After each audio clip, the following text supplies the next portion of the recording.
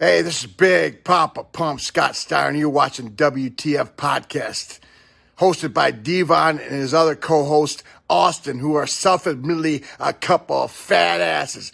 And everybody knows I hate fat asses, so put the Twinkies down, stop eating the potato chips, stop putting extra mayonnaise and mustard on your Whopper, and stop being a couple of fat asses. Also, Devon says Austin is an AEW mark. But it doesn't matter because you guys are still fat neckbeard asses. Fat asses. And everybody knows I hate fat asses. Alrighty, welcome back to the What the Fuck podcast, episode 39. Yes, sir. Has been a little bit. Sorry if you hear my dog in the background because you don't shut the hell up. Anyway, we are back with the What the Fuck podcast. We took a little bit of a break for personal reasons.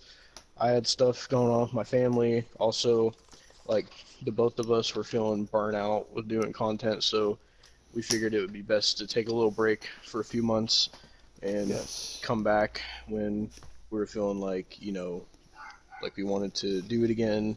And so I think we're both raring and ready to go here, and I know Austin is raring and ready to go because, so before we get into that, we should explain that, so we're changing up the podcast. Yeah.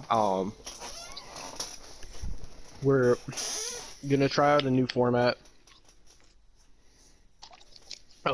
This episode is gonna be a little longer because we're gonna have a WrestleMania review on it. Yes. But episodes after this aren't gonna be this long. Yeah. So our episodes now, we're gonna try to keep at an hour to an hour and a half. And also, we're gonna have a limit of 10 topics, and so we have a limit of 5 topics each. So every week, well, not every week because we're not doing it every week anymore. I'll get to that in a second. But every time we do the podcast, we Austin can bring 5 topics. I'll bring 5 topics, and we can go back and forth between topics to try to make it flow better, and so it's not as long, and hopefully it'll make it a lot better, a lot less draining. And also, Austin is getting rid of his what movies had they been in segment. He's retiring that. Mm-hmm. But I got a new segment as well, though. We'll get to that later. Yep. So, so as far as the podcast schedule goes, we're not doing it every week anymore because with both of our schedules, it's just kind of not really possible to do it consistently every week anymore. So And what we decided to do. That is also why we got burnt out, because we did it every week. Yeah. So basically what we decided to do was our podcast is going to be bi-weekly now. So every other week we'll post an episode. So after this one goes up, there won't be another episode for like 2 weeks. Well, for 2 weeks. And that's how we're going to do it from now on, because of both of our work schedules, and for the fact of, like, if we do have time to do something in between then, like, we don't always want to do the podcast every single time. Mm-hmm. So we feel like this will be a lot better of a way to go about it than because before we were kind of forcing ourselves to do it every single week, and now this will be more of like a lenient schedule, and it'll be better for both of us, especially with our crazy fucking work schedules. So, yeah, with our work schedules, and then just like our personal lives as well. It's a lot better for us to juggle things bi-weekly. Yeah, it's just gonna be better all around. Yeah. We had a long discussion about what we wanted to do with the podcast, what we wanted to change. As you can see in the thumbnail, we do have more of a different background. We're trying a little bit different stuff just to kind of make it fresh, but not too fresh to where it doesn't feel like the same podcast. We're just kind of just tweaking and fixing some things just to make it a more enjoyable experience to listen to. So, yeah. So yeah, that's pretty much the update on the podcast. Episodes will come out every other week from now on, and episodes will be shorter because, trust me, neither one of us wanted the podcast to go 4 hours, but it just happened a lot of the time. Yeah, we would just go on, like... Yeah. And especially when we would do Stranger Things, which we'd have to take an hour, that would be an extra hour of our time that we'd have to sit down and watch it together, then record a review of it, then also do a 3.5 hour podcast on top of like both of us working. It was like super draining. Yeah. That's why we wanted to change everything up, and that's why we got so fucking burnt out. So, but now we're back. We will be doing We're both Stranger doing Things better. when it does come out. So there's that as well. Yeah. Yeah. So those Stranger Things episodes, like when we start doing shit, those will probably maybe the highest it'll get to is 2 hours max, just depending on what topics we talk about. But that's going to be as long as it would possibly probably go. So, like I said, this episode is going to be a little bit longer one just because of WrestleMania review, but other podcasts will be shorter. With that being said, I guess, are we ready to get into this? I guess. I'm so do you want to start off? Do you want to start off with what you're fucking pissed about? Well, it's never anything. I thought, because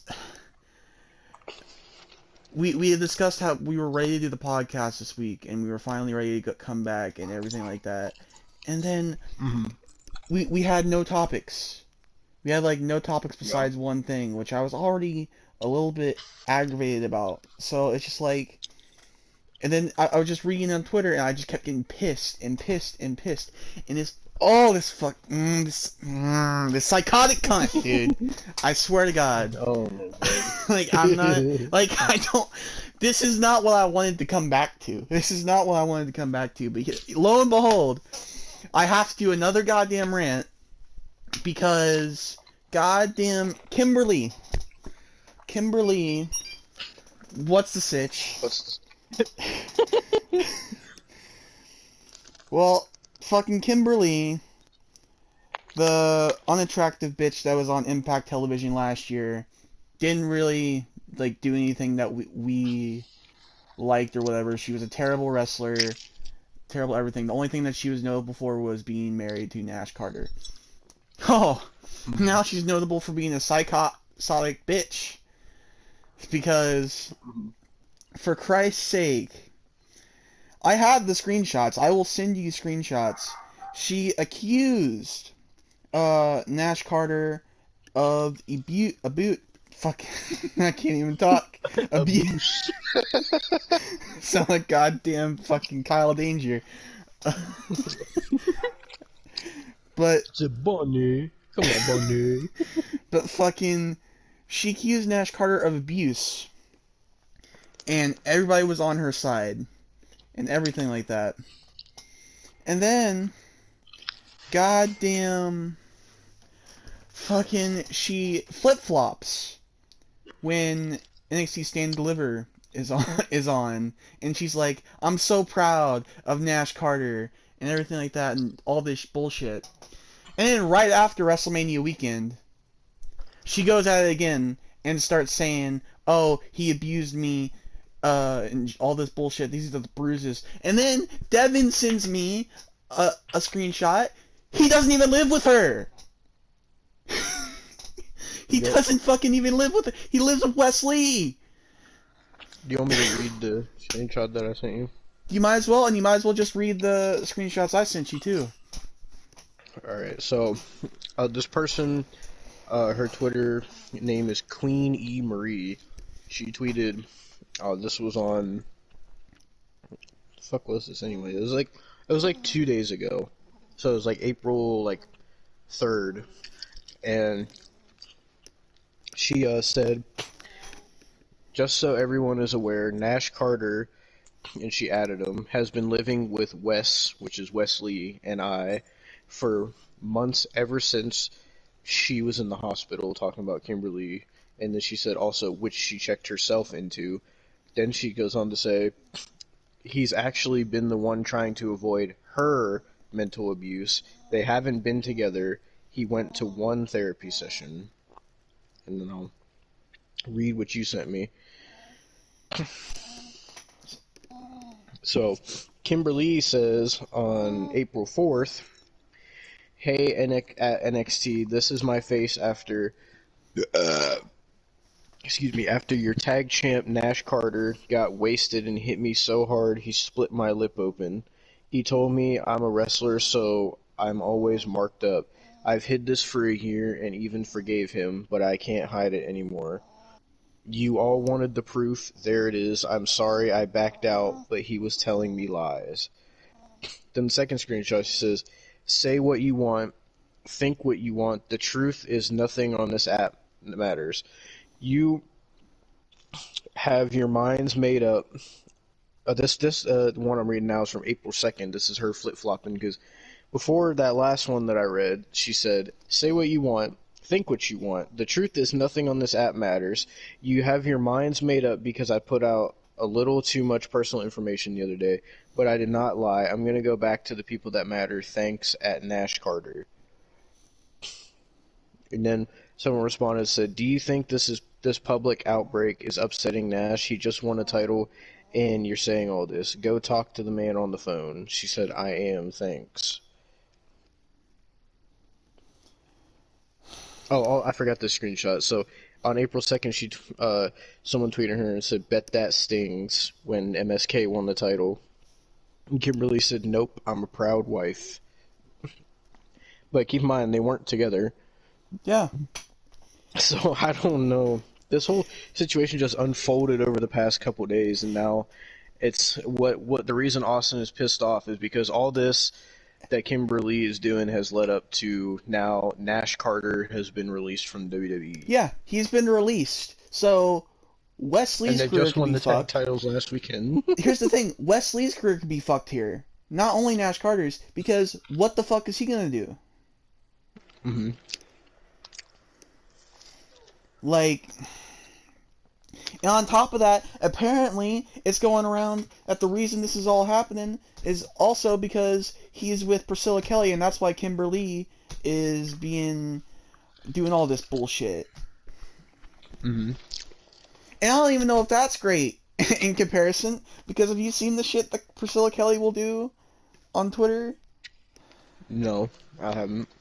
Okay, so, like, years back when the whole Darby and her thing was going on, apparently, like, she defends Darby to a T, you know, about the whole, like, abuse allegations he had.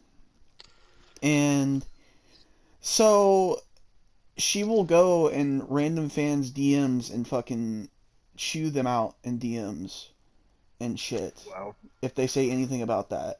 So, really, this is all fucked. What is going on? Why? Over WrestleMania weekend, this all happened. Why? Like, I am so, honest to God, fucking pissed right now. It's like, what are they going to do with the NXT tag titles now, because MSK is still champions? I don't know. Is Wesley gonna have to forfeit it? I don't know if he's gonna have to forfeit it, or if it's gonna be a thing where he defends it by himself, like a Seth Rollins situation, or if it's gonna be something where he finds a new partner. I have no fucking clue.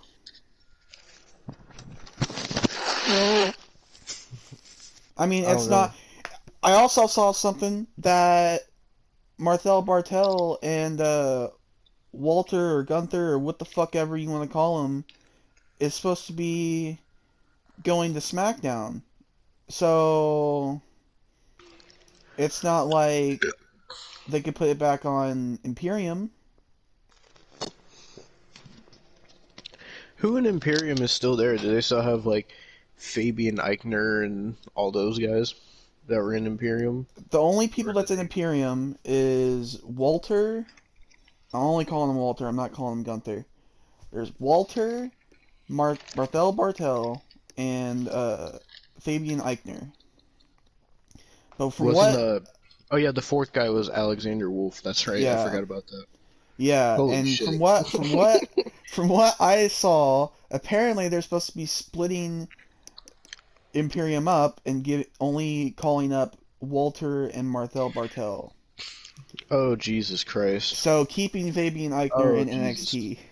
Oh Jesus. Oh Jesus. Well, I got a topic now. Oh no.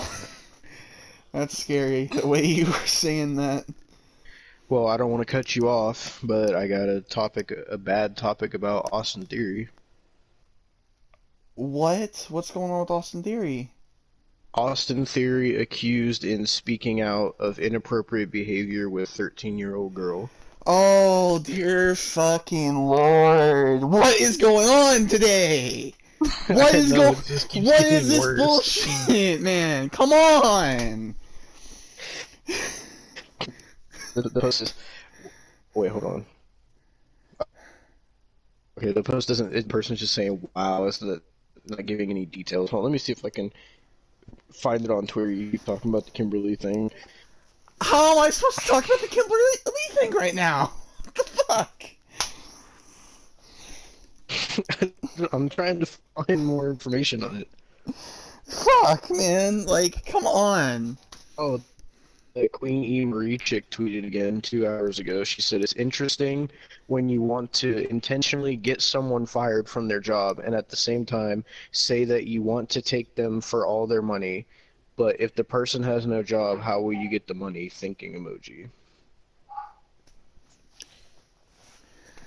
I'm so just... What did we come back to? Why? I don't know.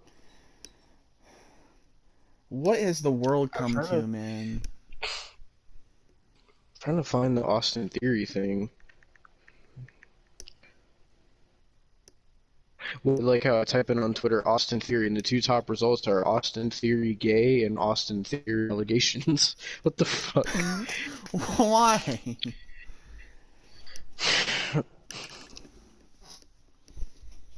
I don't know. Some people were saying theory allegations were proven false. I'm so confused. And apparently there's some allegations with Gable Steveson too.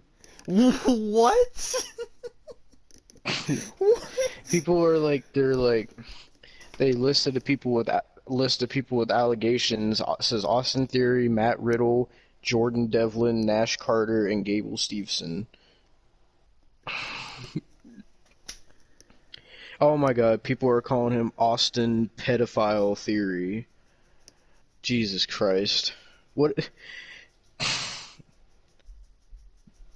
I'm so confused. What is going on? Okay, so this person said, after hashtag speaking out on what I went through, Austin Theory blocked me. What a piece of shit. So they posted the screenshots. Hold on, let me fucking... So, god damn it. So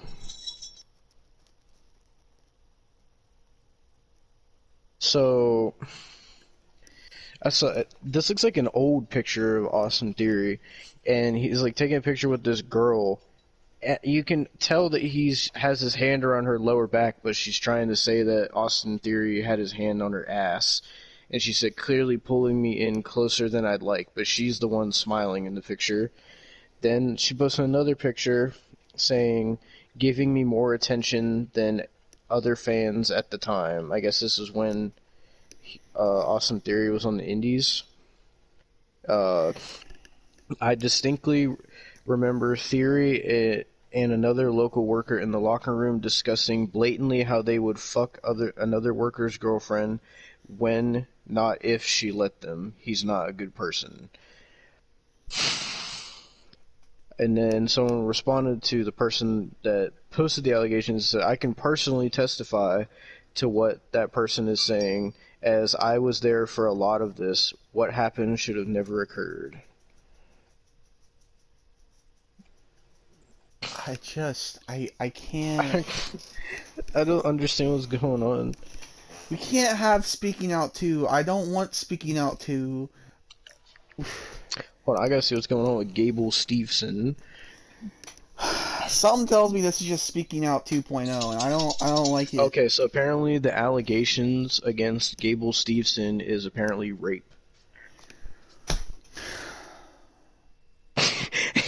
It's just everybody saying what, like everybody's just tweeting. They're like, "Wow, so WWE fires Nash Carter, but they keep people like Austin Theory and Gable Steveson." That's all people are saying.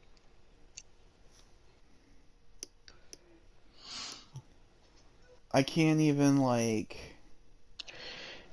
Jesus. So what I'm gathering from this is they're trying to say Austin Theory is a pedophile and Gable Steveson is a rapist. That's what I'm gathering from that. That's their allegations.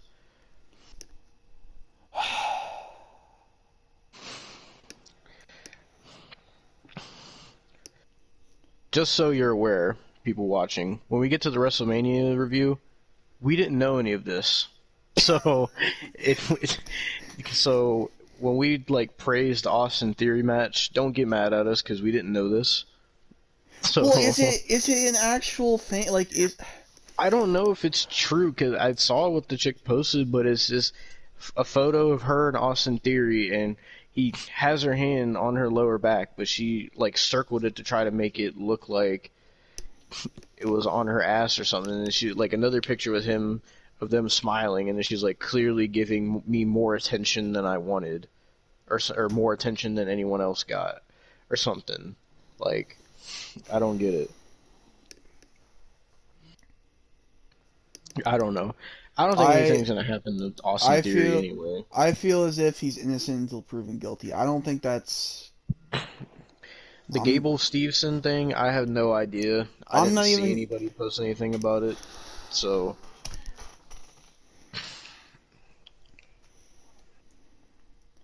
hold on a second. Let me get my dog real quick. All I know, like, I definitely know one thing. Fucking Kimberly is in the wrong here. Definitely. Like, I really genuinely, she's psychotic. Like, I'm not going to believe anything about Austin Theory right now. I'm not gonna. Alright, I'm back. Okay. I genuinely don't give a fuck about Gable Steveson and shit. So it doesn't matter to me, you know. Oh, jeez. Why is Enzo trending right now? Probably because Nash Carter got Enzo Amore. Yeah, people saying, wow, if this feels just like the Enzo situation.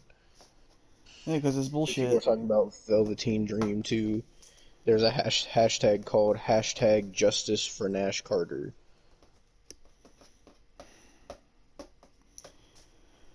Oh, man, well, I mean, I guess more fucking... Oh, now people are talking about Lars Sullivan. Well, I guess since we're talking about cancel culture, this whole episode's gonna be about cancel culture, so we might as well talk about fucking Ezra Miller, the person who plays the Flash, because he got arrested in Hawaii for something, and now DC has paused all Flash projects. And people are saying that he should be replaced with Grant Gustin, who is the person who plays the Flash on the TV show. Mm-hmm. So, another thing happening. It's just, oh, fuck's sake.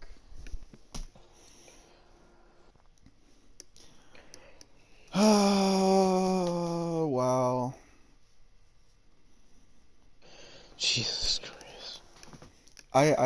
I don't know what to think now. Me neither. I don't know. Oh, man.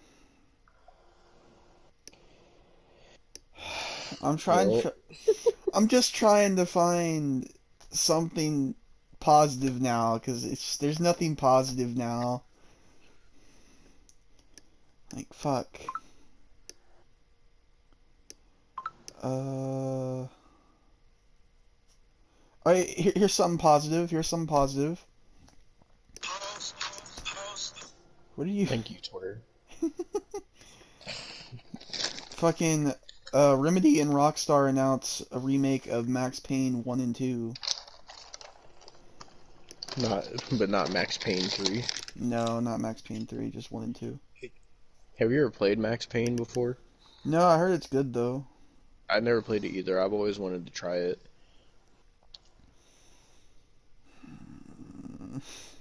I'm just trying to find other things, man.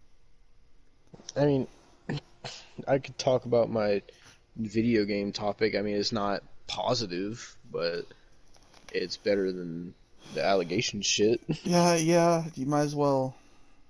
So I was talking to Austin about this earlier. I thought this would be a good topic. Um, so Austin told me while he was because in the wrestling review, he talks about how he took a trip to Texas for WrestleMania because he went to WrestleMania, and while he was down there, he went to a place called Fye, which it's a store we have here in Ohio as well. It's like a game, well, not game store. It's like a movie store slash, like, they have music, but they mostly have collectibles now. And so I was telling Austin that I saw. Let me see if I can find the video. I want to like give the guy his props. Hold on. The Rise and Fall of Fye. I'm pretty sure that's what his video is called. Yeah, his channel name is Company Man. And the video I watched was called The Decline of Fye, What Happened. So basically, and it's not just Fye, it's happening with a lot of places like Fye, like places like GameStop or stuff like that. Basically in the video he talked about how like Fye used to be super popular, and now the only way Fye really gets much sales and stuff is by selling like collectibles like pop vinyls and t-shirts and action figures and stuff like that, when before most of their sales were coming from physical media like DVDs and CDs and stuff.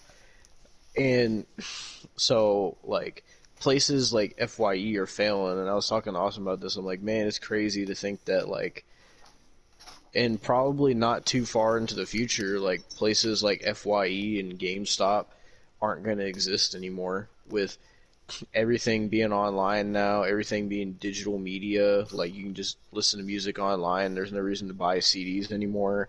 You can download games online. Like, there's no reason for people to go to a game store and buy physical copies anymore. And that's why you see like places like Fye and GameStop, and I'm sure other gaming stores that are out there, like gaming movie stores, whatever. Like, I'm sure that's why so many of them are just mostly collectibles now. Like, if you don't believe me, go to your local GameStop or whatever kind of store like that you have, and just walk in the store. You'll see how little like games and movies they have, and how much just collectibles and stuff they have now. It's crazy. Like, my GameStop, you walk in, it's a small store to begin with, but like all their games are towards the back of the store. All they have is PS4, PS5, Xbox One and Series X, Switch, and 3DS, and that's all they have. And then like the whole rest of the store is just all action figures and pop vinyls, collectibles, t-shirts, like all that kind of shit. It's crazy, because GameStop when I was younger used to just be nothing but games, and now it's like I'd say 20%, no, 30% games, 70% collectibles at this point. And Fye is the same.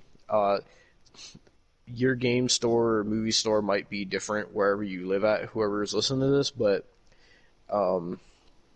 like places like Fye that sell movies and all that, it's like the same thing. Where my Fye, I don't know what the Fye you went to look like, but my Fye, if you go in, like they have a little bit of movies up front. They mostly put new movies up front on display, and then like the majority of the store is just all collectibles and clothing and action figures, pop vinyls, all that shit. And then towards the back of the store, they have like 2 aisles that are movies and 1 aisle that's like CDs, and that's like it. Jesus. What did your FYE look like that you went to? They had like a buy one get one free movie bin at the front. Had a lot of cereals and stuff and on the right, and then they had a clothing rack as well on the right, along with a couple shelves. And then they had like a horror section, and then a movie and like movie and CD section, along with in the very back there was a pop vinyl section. Mm-hmm. I mean, even with that kind of stuff though, with like collectibles and all that, like that's eventually not going to be a sustainable business for places like that either, because now you got stuff like Amazon and like all these online things where you could pretty much just buy whatever you want and have it shipped right to your house. You don't even got to go anywhere anymore.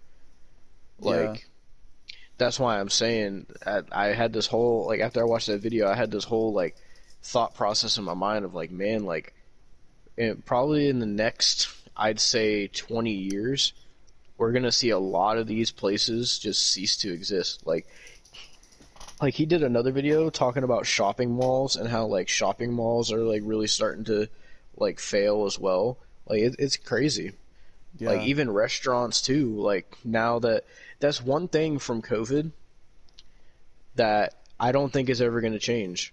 Now that they have it implemented where you get curbside delivery or like DoorDash or stuff like that, when you got people to deliver it for you, like I mean, people will still want to go to restaurants, but I feel like eventually we might get to a point where they might not have indoor restaurants anymore, or like even grocery stores. Like, did you know, like, fucking, I think it's Amazon, like in some places, like this is a real thing, you can look it up. Like, I think it's Amazon. They have like these little tiny grocery stores that you go into. They have no employees. You just walk in, grab whatever you want, and walk out, and you just pay online. Yeah. It's crazy.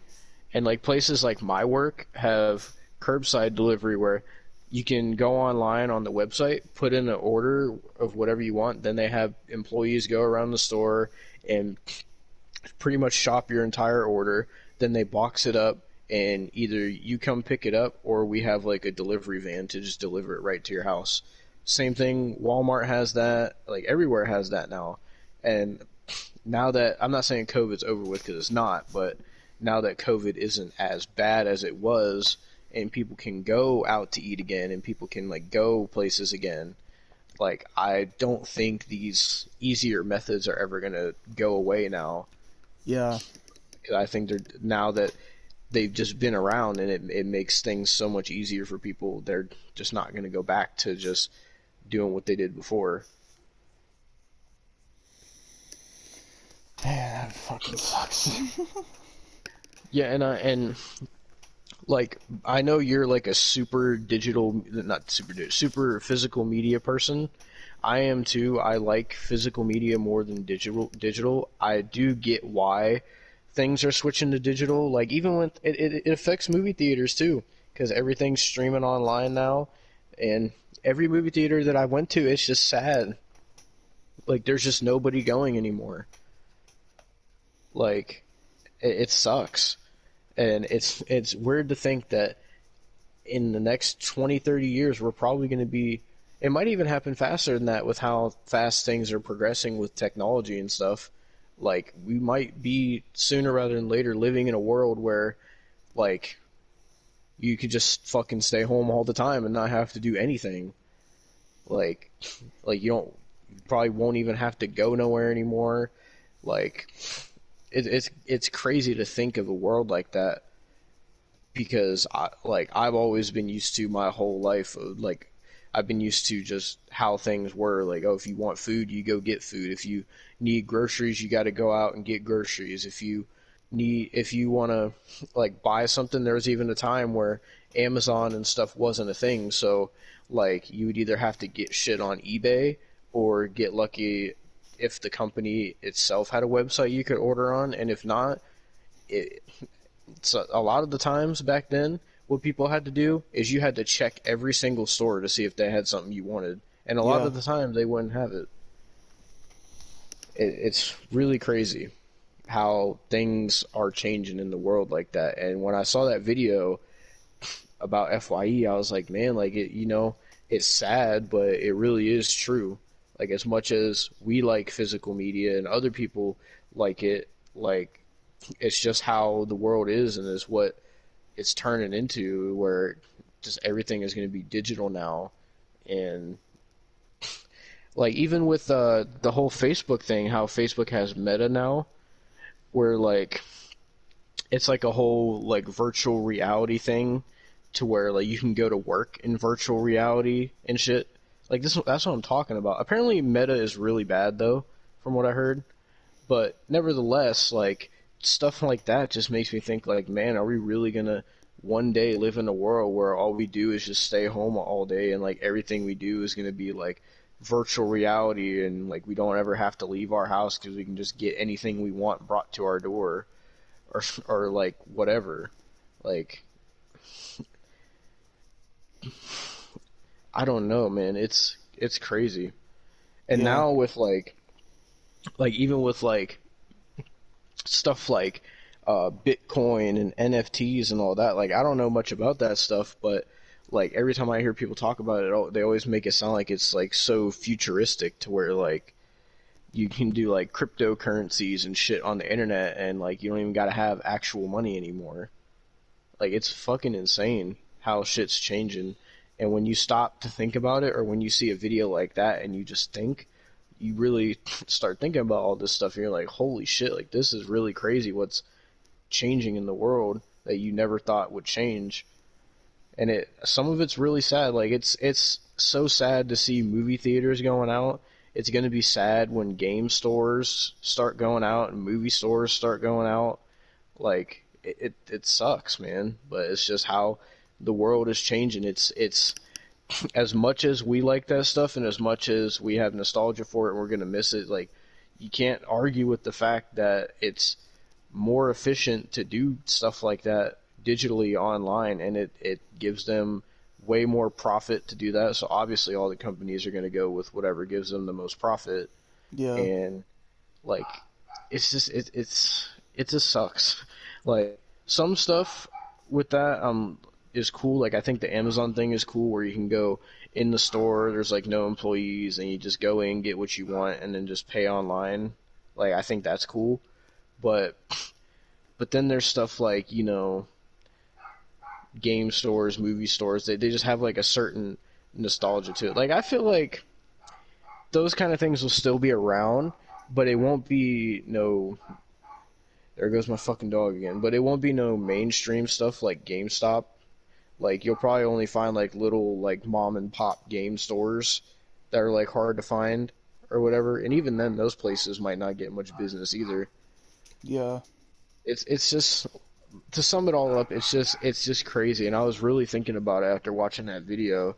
And like he even did videos about restaurants where like since COVID happened and everybody's like ordering food online now and DoorDash, Grubhub, Postmates, whatever delivery services that you use, like it's crazy that like a lot of those places that he talked about in the video, like those places because they have those options now, like they have gone bankrupt and out of business because of that kind of stuff. Like a lot, especially places that relied on like dine in only. Like a lot of those places are gone now. Like they're already shut down because of the easier methods that are out there now. But yeah, so that was my topic on that. Like, what do you think about all that? I mean, it's fucking depressing and shit. Mm. Like, it just. I'm so used to things now. I can't. I'm personally just never been a digital guy, so it's always just been like, you know, Mm. it's so it's really gonna suck when all that does happen, you know. But Yeah, it's really crazy. Like I feel like sometime in a couple years, I'm gonna like drive to places I used to go to all the time when I was younger, like the mall and like all these stores I used to shop at, and I feel like I'm gonna drive past all these areas I was at as a kid, and it's just gonna be either nothing there or just everywhere is gonna be closed down, or it's gonna be in some weird like form where like I know some restaurants do like they only do drive through only now as well. Yeah. But like I just feel like it's going to be a world where I drive to like the mall area that I've frequented so much as a teenager, and just like nothing's going to be there anymore, and it's just going to be all like online. It's really crazy. Yeah. I'm not gonna lie, it is a little bit scary too, because once you have everything online like that, like once our entire world just runs based on the internet, where we rely on the internet for everything, like I feel like that could be really bad as well, because then what happens if everything in the world runs on internet? Like they already got cars that run on like electricity and all that shit, and like cars that can like connect to the internet and all that shit, and like you pay through the internet, order stuff through the internet, get food through the internet, you can get groceries through the internet, like everything. But what happens if one day when we're relying on everything for the internet, where like there's like if you don't have internet you can't do anything. Like what happens if something happens with internet? Like if your internet gets shut down or something, like you're pretty much fucked, because you won't be able to really do anything without the Yeah. internet. And that's like a scary thing to me. But yeah, that was my topic on that. I thought it was interesting to talk about. It was something I've been thinking about for a little bit, and definitely go subscribe to the guy's channel. It's just called Company Man. He does like all kinds of videos on like companies that decline, or like restaurants that decline, stores, all that kind of stuff. Like his most recent video was 4 hours ago. It's called "The Decline of HP: What Happened." And HP is like I know they were a computer company, and they also mostly do like printers and stuff. Like Yeah. so definitely go subscribe to him. Oh God, there's a video. It says Kroger, why they're successful. I don't know why that made me laugh, but yeah, Well, that's pretty much all I got for that topic. I guess we can get to my new segment. So, while I was at FYE, when I was in Texas, they had this on the shelf, the official WWE cookbook. Oh God. Now, when I started reading some of the names of these food items, I knew I had to read them off on the podcast. So I'm going to read 5 things a week. So 5 recipes. Yes, out of the Oh God. 127. So Austin told me that some of these are really, really cringe. So get Oh, ready to cringe. well, here's the first one: degeneration eggs. Why? Why? How did they even think of that? Degeneration eggs. Like, Here's a description. Are you ready? Break an egg. Power bomb them on top of some rice to give you give you all the attitude DX doesn't even do a power bomb. you'll need to power through the day. Does it have Triple H and Shawn Michaels in chef outfits? No, it does not. Oh. Okay, let me. Yeah, the person on the cover of it is actually in this thumbnail, the chef AJ Styles that you see on screen. Yeah, that's one of the people on the cover of it. Just Oh one. God. Here, let me get to page 62 because that's a good one. Give me a second. Oh man, this has got to be probably the corniest one. DDPs.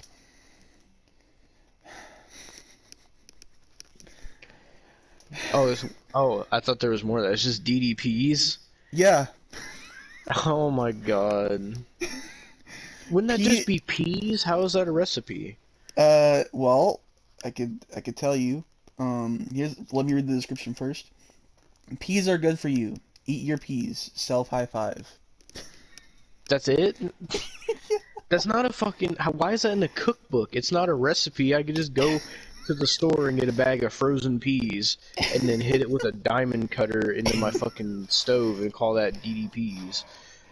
Oh.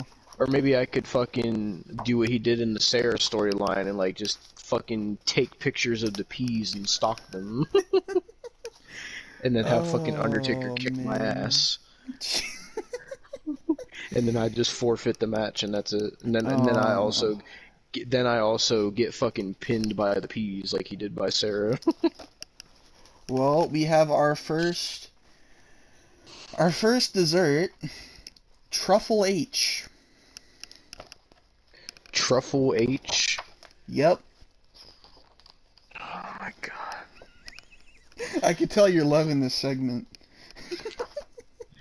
Like, how do you come up with this shit? Like, how do you come up with these names? That's my question. Well, let me give the description to Truffle H. A cunning and dangerous man like Triple H could never be boiled down into one signature flavor. This descendant chocolate truffle recipe is accentuated in three separate ways. Cognic for discerning executive gold I can't even pronounce that, for 14-time world champion, and the searing hot chili peppers for D-Generation X Rebel. Jesus Christ. It's okay because we have one more thing for this, or I think no, that was three, right? D-Generation. Yeah. Okay, that was three. So we got two Jesus more. Christ. Might as well do another dessert. Why not? So you were asking me yesterday what the Finn Balor one was. It is Flan Balor.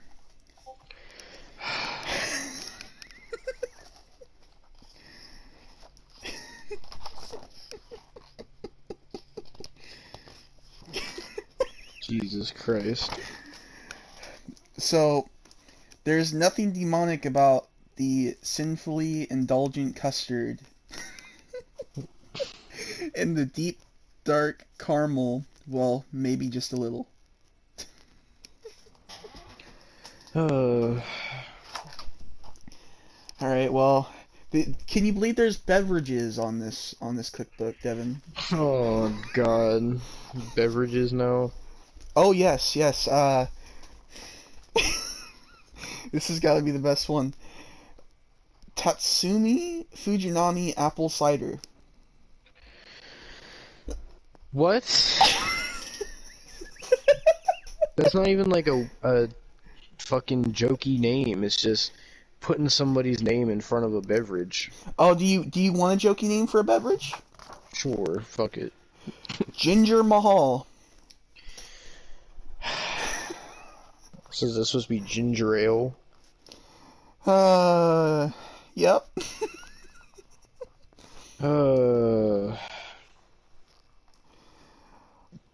Lassi is a tangy yogurt beverage from India. Sweet mango and spicy ginger make the version fit for the modern day Mother Russia. Fuck, I can't pronounce that. I've never been able to pronounce that. So, how are you liking the official WWE cookbook so far? Well, it's about as cringy as I thought it was going to be. Oh, man. That was rough. You want some D-Generation eggs, Devin? Only if I can have my Ginger Mahal with it. And after that, you Or could my have some. truffle H's. You could have your Flynn Balor. Jesus Christ. Oh man. Well, was there any other topics you had? Oh my fucking god. I mean, I guess we could talk about, because I know on the podcast, before we were talking about like when 2K22 was gonna come out and talking about the Well, trailers let and all me that. let So me I save guess the we could clip talk real quick. about. Okay. All right, you can go back. Go on. So basically, I was saying like before on the podcast, we were talking about when the 2K22 teasers and trailers were dropping and our thoughts on it. And now I think we should give our thoughts on the game now that it's been out for almost 2 months, or not Yeah. almost. I think it's a month now. It's been out. So 2K22 came out on March 8th because we got the deluxe edition. Oh Uh, well, it came out on March 6th for me because I got it yeah, early. yeah. Anyway, so uh, the game came out March 11th for everybody else in the world that didn't get the deluxe edition, and so the game did have some problems. It had a problem with logos where if you had too many logos, it would pretty much fuck your game unless you deleted logos because it wouldn't let you edit created superstars or anything. Then they fixed that, and then it had another problem with custom renders, which is a feature they added this year. I don't remember if we talked about that or not, but uh, so with that, you weren't allowed to have more than 30 custom renders or it would fuck your game, and they fixed that. And so right now, the only problem with 2K22 is that the online is kind of laggy, but other than that, the game's perfectly fine, and I would say it's pretty good. Yeah. It is better than I thought it was going to be. I really lowered my expectations because of 2K20, and I didn't get myself, I didn't get my hopes up for it, and it actually impressed me with how good it's been so far. And you thought your low standards were lowered. I had lowered my standards so much. I played 2K20 and 2K Battlegrounds. Mm-hmm. Like, But some of the I'll describe what I liked about it. I liked, even though it was weird, I liked playing the showcase, the Rey Mysterio showcase. It wasn't what I thought it was going to be, but for what it was, I thought it was all right. It was fun to play for the most part. Um, and I really do like the gameplay, and I'm actually liking the controls. I'm used to them now. At first, they're so fucking confusing, but once you learn the controls, it's actually not that bad, and it gets pretty fun when you're playing matches.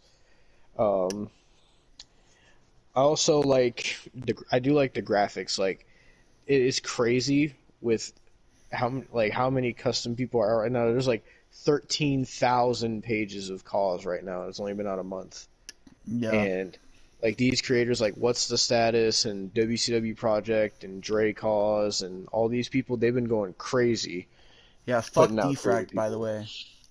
Oh Fuck God, Defrag. Making why all do you those say fuck... fuck defect? Because he's making all these fucking goddamn AEW wrestlers. He made fucking... He made the Young Bucks. He made Kenny Omega. He fucking made Chris Jericho. It's like he wanted me to fucking hate him this year. Well, like even people that aren't wrestlers, like people making them look perfect. Like there's a perfect Badlands Chugs. Austin said he got a perfect looking Gordon Ramsay. There's a perfect looking Beetlejuice. Like it's crazy how good Cause looked this year. I'm actually really impressed with that. Um, and the custom render thing I like a lot because it makes it feel like those people are actually in the game. Yeah. Um, but that's about all I've done with it so far. I've done a little bit of Universe. I mean, Universe is more or less the same. There's nothing really different with that, besides the fact that they took out promos. You can't do those anymore. Yeah. Um, that they did add My GM this year, which we might as well talk about it because it was their biggest feature that they were hyping up, and to be honest, it's trash. It's awful. It is, and a lot of people are saying, "Oh, well, it's their first time doing a GM mode, so 2K23 will be better, and maybe, but I don't know, because they were really hyping this up like a lot, and it's just bare bones. It's super limited. You can't do a whole lot, Can't use and it's just custom kind of, people. it's just not really fun. And that was like their main selling point for this game was GM mode is back, and it's just kind of flat. Like it's not Yeah. horrible. It works, but it's just not that fun. Yeah. Hopefully next year they'll improve on it and make it better. But then they have this whole new story mode thing called My Rise. I haven't played it yet. Austin's done a little bit. From what I've seen of other people playing it, it looks like it's fun. It looks like it's better than the 2K20 My Career, which is a good thing because that was fucking terrible. Yeah. It was fucking atrocious. They also have a thing called My Faction now, which is kind of like a Madden Ultimate Team type thing, or like a FIFA Yeah. Ultimate Team type thing, where you get like cards of like the wrestlers and whatever. I don't know. It's kind of dumb. Not really Yeah. something I want to play. Yeah, I mean, the only thing that's really worth playing on 2K22 is My Rise, the Showcase, and Universe. Yeah. I mean, that's pretty much it for 2K22, really. I mean, there is DLC coming out where they're gonna have people like they're gonna have good people like Umar, ED, and stuff like that, and then they're gonna have fucking really as DLC and Logan Paul and shit. Hang on, hang on, So, hang on, hang on. You forgot to mention the one person that I'm looking forward to. oh yeah, Stacy Keebler Stacy Keebler in the DLC. is in the game. Yeah. So in this game, I mean, everybody knows by now, but there's a lot of fucking released people in this game. But then there's people that are missing from the game that doesn't make any sense, like Lita. Like, there's no reason that she shouldn't be in the game. But whatever, we got fucking call makers, so it's not the end of the fucking world. Yeah. Some people, like fucking Paige, are fucking pissed off that they're not in the game, and she decided to go on a whole rant about it. But fucking Paige is a bitch anyway. She's been having her own fucking drama. That's a whole nother thing. Everything's drama But nowadays, man. yeah, but and that's pretty much all I had for the TK22 topic. I just figured since we were like talking about the trailers and the lead up to it, that we might as well say what we think of it now that it's out. Yeah. Um, does it make me excited for 2K23? I don't know, honestly. Do I feel like this game did what it needed to do to make people like 2K again? Kinda. I mean, WWE, I saw not too long ago, they signed a new deal with 2K, so 2K is going to keep making their games. So this is either going to be good or really fucking bad. Yeah. Yeah, I'm not sure which it is because Dear God, I don't want to get. I'm just Go hoping we ahead. don't get a WWE 2K Battlegrounds 2. Like, I Oh don't, god. I genuinely do not want that. So, please, don't give that to me. Oh, I mean, they did do NBA 2K Playgrounds too, so That's why I'm saying, don't. Don't! Please. like I don't want to get my hopes up because this game is good. I don't want to be going into 2K23 being like, oh well, 2K22 was good, so this game is going to be even better. Like I don't want to get my hopes up like that because I know how 2K is, and I just don't get my hopes up with them anymore. Yeah. But for what 2K22 is, it's good, and I feel that it is a step in the right direction of what they should be doing rather than things like 2K Battlegrounds and 2K20. Man, we had fucking 2K19. We gotta give a shout out to 2K19 because 2K19 was fucking there for almost 3 years when we had no new wrestling games and the ones we had were fucking shit. Yeah. Fucking 2K19 really fucking saved the day there. Yeah. We had to deal with 2K20 and 2K Battlegrounds for 2 years. Like, that's torture. But yeah, that's all I gotta say on that topic. Did you have anything else, or do you want I to get to the review? I mean, I didn't really have anything else. We could probably get to the review. It's already like 2.5 hours of a review, so this is gonna be a long fucking podcast anyway. Yeah. So, All right. Well, with that being said, then we are gonna get into our review of WrestleMania 38. So we will be back after the review for the outro. Right, ladies and gentlemen, we are back. Yes, back. Pull a page out of Dashy's book. We are here with another. We are here with another wrestling review. This one is a big review. The big review, ladies and gentlemen. We are here to talk about WrestleMania 38. Now, if you remember last year, we reviewed WrestleMania 37. So, think about this, Austin. It's been a year since we reviewed that. I don't want to think of that, okay? Because that means I'm a year older. I just don't want to think of that. So, Fuck. First off, I guess we'll start with night one. We were thinking about talking about Takeover, but Takeover was nothing special. So, shouldn't we mention the whole big different thing about this? I was actually there both nights, so. Mm-hmm. So yeah, Austin I was actually at WrestleMania live in person in the crowd next to Grimm's Toy Show. No, I was not next to Grimm's Toy Show. If I was next to Grimm's Toy Show, I wouldn't be here right now because I would kill myself. So I would have somehow, even though they check you like with like all that shit, I would have somehow brought something to stab myself in the neck. Oh my god! I could not do. I would fucking somehow find like one of those fucking margarita cups they were selling there and fucking just stab myself with it. Oh, that's a good question. Like, were there people walking around the crowd selling stuff, like drinks and stuff? Oh yeah, margaritas, Bud Light. Oh, and that's it. That's So, it. If you wanted to get drunk, you were covered. They didn't have no food or anything?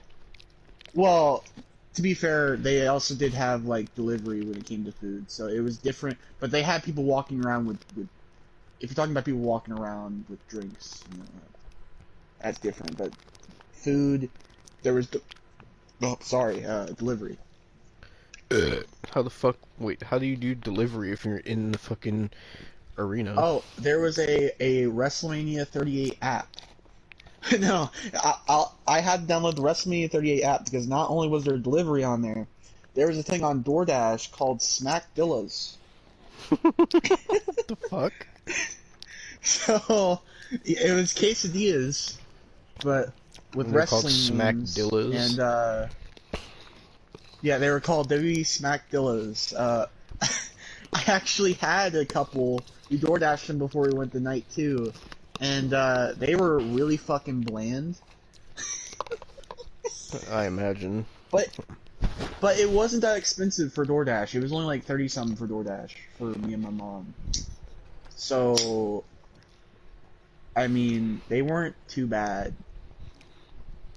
So, I guess with this review, when we talk about the matches, like we can tell two different experiences. You can tell you can tell the crowd experience of each match, and I can tell the what I seen on TV perspective.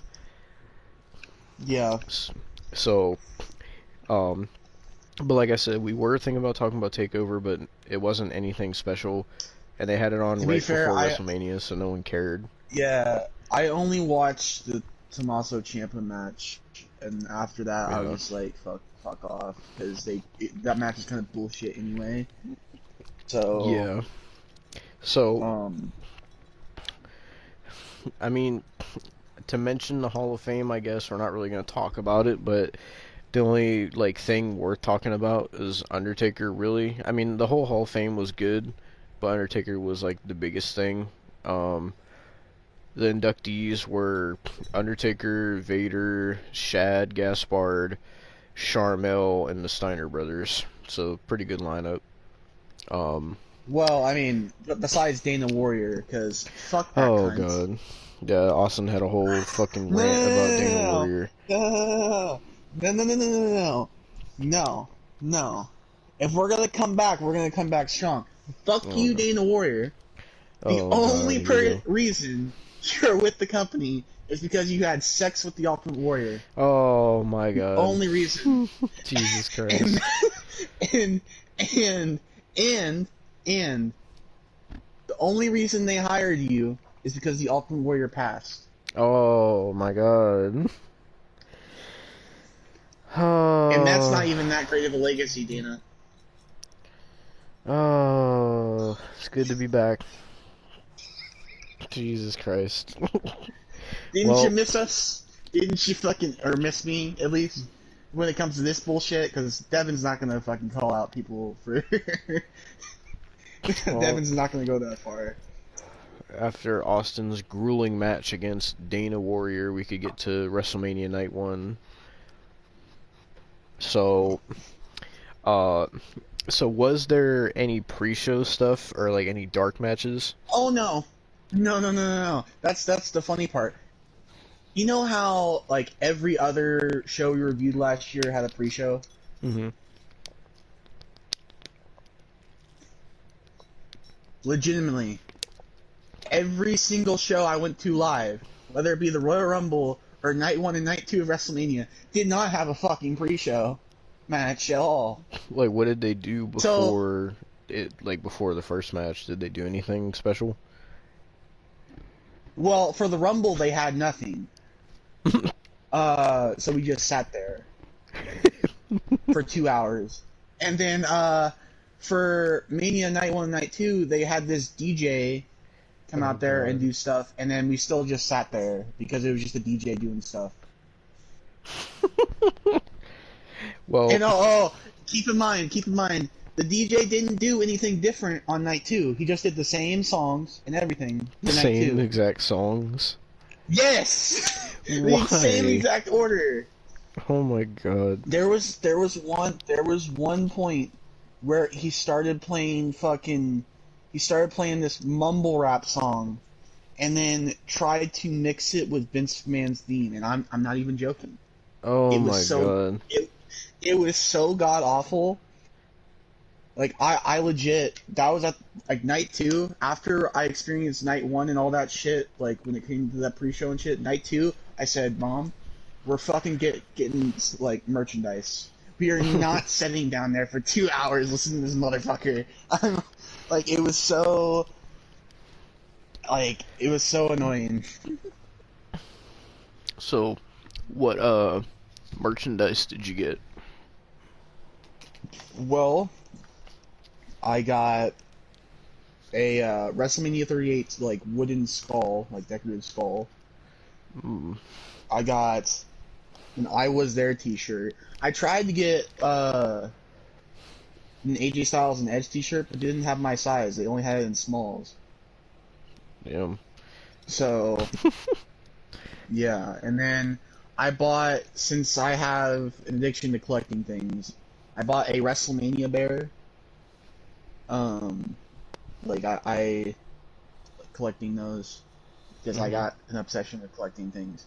So I And then I went on a binge today. This is Tuesday as we're recording this because I got back Monday. And I may have Austin spent went on like a whole fucking $100. vacation trip for this. Yeah, I was gone for a week, so that was like a whole thing. But I spent $100 on WWE Shop. Oh god. What did you buy? So I bought the Undertaker Hall of Fame shirt. I bought a Smoking Skull Championship pillow because it was on sale. I bought some Eddie Guerrero pajama pants.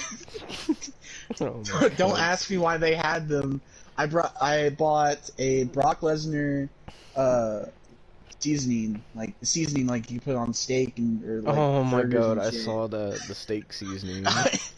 Yeah, I was like, it said you can put it on anything and it's good, so I'm gonna try it. I bought a Cody shirt. I should say I pre-ordered the Cody shirt. And then I bought the AJ Styles and Edge t-shirt. That was not in my size at the event. So I spent a good bit on WWE Shop because believe it or not, when you go to the merchandise stand, they did not actually have different things different nights. What you saw on the first night was what you got on the second night as well. Damn. Yeah. So I had to go on WWE Shop to get the shit. But still, it was a fun experience nonetheless. Like, that stadium is fucking a maze, dude. It's a maze. Well, after Austin's obsession corner, now we can Oh, fuck off, man. and then now we can get to the actual review of night one. So I was gonna ask you something. Now I forget I was gonna ask you. It was just in my mind too. Oh, God. Oh yeah. So who's that one wrestler from DPW that you don't like? It's like the A something starts with an A. Kid Bandit? I don't know. Yeah, Kid Bandit. I don't know why I thought of A, but don't tell me. so he was say at it. Mania, and I saw it because he posted. I don't follow him, but it was like a recommended Twitter post, and he posted that he already had the new Cody shirt, and he was calling himself a Mark. And he was like, I know people are gonna call me a Mark for getting the new Cody shirt. How are you a but... Mark? Okay, no. How are you a Mark? You trained with him, you dumbass. As much as I hate to admit it, you were in the Nightmare Factory. Oh my god. We're not supposed to be talking about indie bullshit, man. We already gotta talk about indie bullshit when we talk about Johnny Knoxville and Sami Zayn. So please, can we please just get to night one for fuck's sake? Well, Fuck. I should point out that from the TV perspective, Austin didn't see any of these people, but Green Shirt Guy was in the front row both nights, and so was Brock Lesnar Guy. I know Grimm was there. I don't know where he was. And also, I know that Dana Warrior was in the crowd somewhere, and she looked like she did not give a single fuck about being there. She can go fuck off along with Grimm. But, so... to get to WrestleMania 38, night one, it started off with, well, actually, you say it, because I didn't start watching night one until the Becky match because I was at work. So what did it start off with? It started off with the Usos versus Shinsuke Nakamura and Rick Boogs. So I'm interested about this match because I heard that Rick Boogs got injured. Yeah, the match was going good. Rick Boogs was doing a lot of offense, which I'm actually starting to like Rick Boogs. I'm actually starting to get... I actually kind of enjoy Rick Boogs right now. Well, I did enjoy Rick Boogs, I should say, because he picked up one of the Usos, and then he decided, I'm going to pick up both the Usos at the same time. Oh god. So when he did that, his knee blew out, and as soon as his knee blew out, the match ended like 2 minutes later. Damn. So basically, he has a torn patella muscle in his knee. He's gonna have to get surgery on it. Damn. But everybody was like, "Fuck, he just fucked himself up." But it looked like I could just tell like how bad it looked when I saw it on the Tron, because you couldn't really see a good like glimpse of it at the ring area. So when it played on the Tron again, like you could tell it was fucked. Like he was actually fucked. Damn. But the Usos retained. But it's just like, who's gonna be Shinsuke's partner now, or what is Shinsuke gonna do now? So, because that's a serious injury that he's got there. So, I don't think it's something that he could recover soon from. Damn. No. So do you remember what was after this? Fuck, Was it the Drew and Happy Corbin Oh, match? yeah. It was Drew and Happy Corbin. I didn't give two fucks. Nobody did. No, there was people that did, trust me. Really? Oh, there was people, yeah, there was people who were like, I can't wait for this fucking match. Well, they didn't say fucking because they were like 9. But I was like, I can't wait. I can't. No, there was actually kids behind me that were like, yeah, Drew McIntyre versus Happy Corbin. I was like, I stared at my phone through this entire match. I know Drew won. Yeah, and then he sat there and broke the ropes with a sword. Oh yeah, I saw the sword and, fucking bent. Keep in mind, on night one, there was a match cut. Yeah. So, think about this. There was a match cut, but we had a shortened match with the Root Boogs and Shinsuke match. And then, immediately after that, Drew, like, makes it to where they have to put the ropes back together. Took like 15 minutes to do that shit. And they didn't even do it right. I saw they didn't even do it right. I didn't notice this at the event, but they didn't even put the ropes back together right because they were crooked for the rest of the show. They were legit crooked. Jesus Christ. But Drew McIntyre won. Nobody gave a fuck. You know what? Speaking of this, fucking Riddick Moss or Madcap Moss, whatever you want to call him, why the fuck did he win the Andre Giant Memorial Battle Royal? Because I watched that the night before. Oh yeah, by the way, they pissed. did that on SmackDown this year instead of on Yeah. WrestleMania. Yeah. So I watched SmackDown.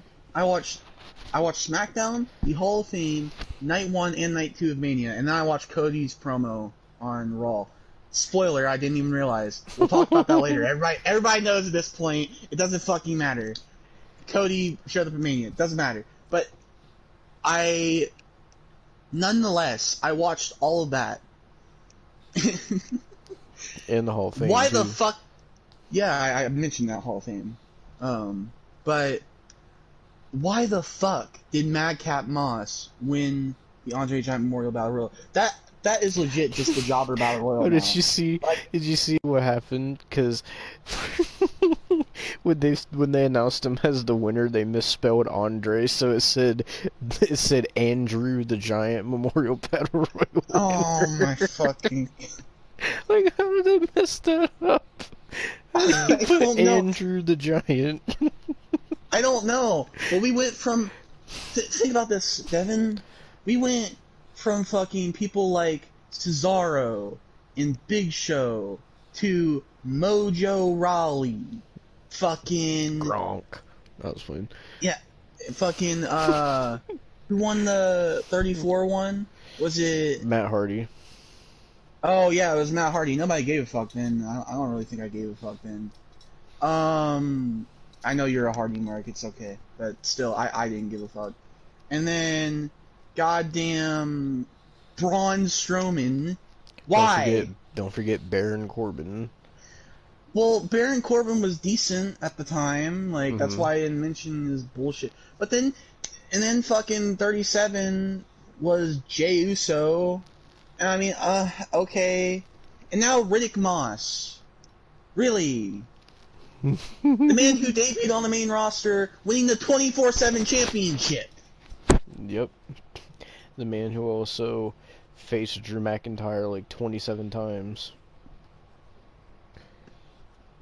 This man, if they're really gonna push Madcap Moss or Riddick Moss, because he's pissed me off twice now. Because not only did he win the Andre Giant Memorial Battle Royal, he eliminated AJ Styles in the Rumble.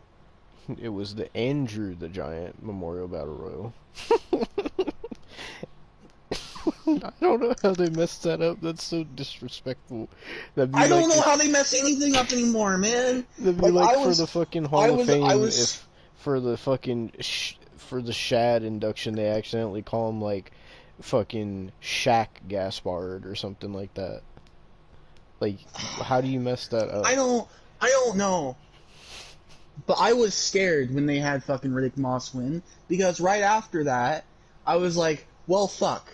You know, this is the start to WrestleMania weekend, and we have Madcap Moss as a champion. What are they gonna do now? Are they gonna bring Shane out to face Seth Rollins? It started making me spiral, dude. It started making me spiral, because I'm like, you can't do this to me. You can't. I spent so much money on these tickets. Like, but nonetheless, boring match. It fucking sucked, dude. It really did. So hopefully this is the end of their feud, finally. It's been going on for months. I would hope so. I just want Baron Corbin to be Baron Corbin and not fucking Happy Corbin. And I don't want to see depressed Corbin. I would rather depressed bum-ass Corbin. I'd rather bum-ass Baron Corbin is what I would rather. Like, Jesus. I don't want Constable Corbin. I don't want King Corbin. I want either bum-ass Baron Corbin I remember or Constable Corbin. Holy shit. You forgot about Constable Corbin? Yeah. The man who retired Kurt Angle? Yeah. Our fucking meme lord, Mr. Kurt Angle? So was the next match the Mysterios match? Yes, I believe so. It says the Mysterios versus The Miz and Logan Paul making his in-ring debut. We saw him at WrestleMania 37 getting stunned by Kevin Owens. There is one thing disappointing about this. They did not sell Prime at the event. Did Logan come out with Prime? I was very upset. He did not come out with Prime. You would think, but he did not. But this match was surprisingly good. I think Logan Paul is actually a pretty good worker. From what he was better than Bad Bunny. That's so good. telling you something. Okay, no, you don't understand, because I think it was the first night I went when I was at the pre-show or whatever. I was sitting there and I was grabbing food and something to drink for me and my mom, and these guys in front. I went in the wrong line because it took forever, and like the other lines were going really fast. But either way, there's this fucking guy. Oh my god, I swear to God, I wanted to punch him in the face. Oh man, because he was saying this stupid ass shit. He's like, "Who do you think is gonna face Seth Rollins tonight? I think it's gonna be Triple H." And I'm like, no. No, I was like, what the fuck is wrong with you? Oh my god! Like, because he legit is like, you just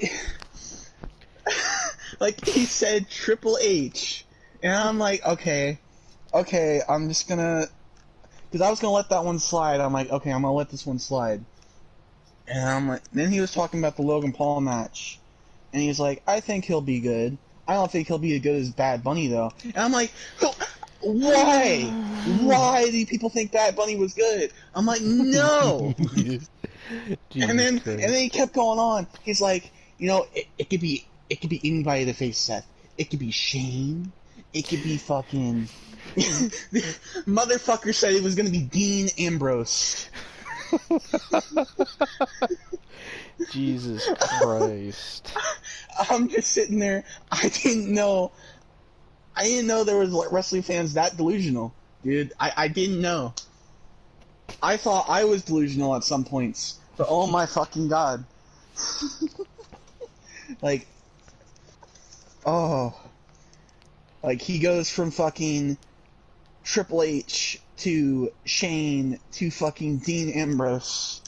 It's like, what the fuck? But nonetheless, I don't understand why people think Bad Bunny is fucking good. Like, it's... Oh. Dude, I would have fucking just been so fucking done if not only Bad Bunny came out for the Rumble, but he also came out for Mania. I would have been so fucking pissed. I would have been like, oh. I'm so glad Bad Bunny isn't DLC for this fucking game, 2K22. I'm so fucking glad. I'd rather fucking MGK at that point. I don't want Bad Bunny.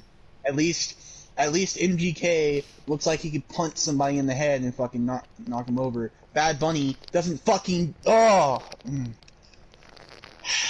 But don't forget, Austin, Bad Bunny was in the Royal Rumble. He was in the Final Four. I know! I was there! I was so pissed, dude! Oh...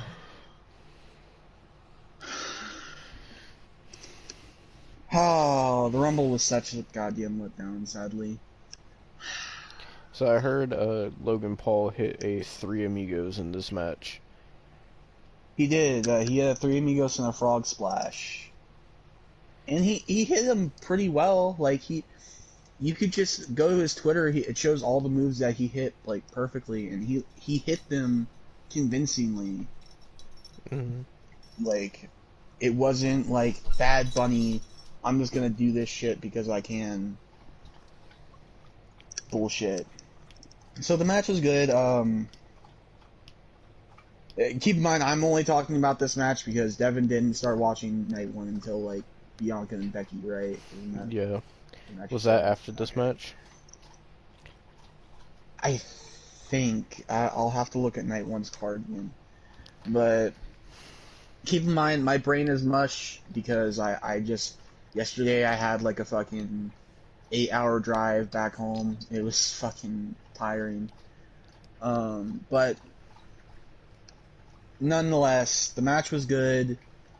The Miz and Logan Paul won the match, and then the Miz turned on Logan Paul after the match.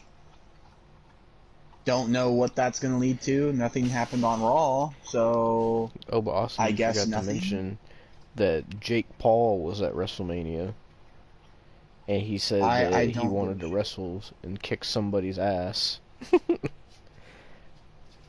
I don't want to see that, personally. I like Logan Paul, I don't like Jake Paul. So... Yeah, fuck you. No. I'm trying to think.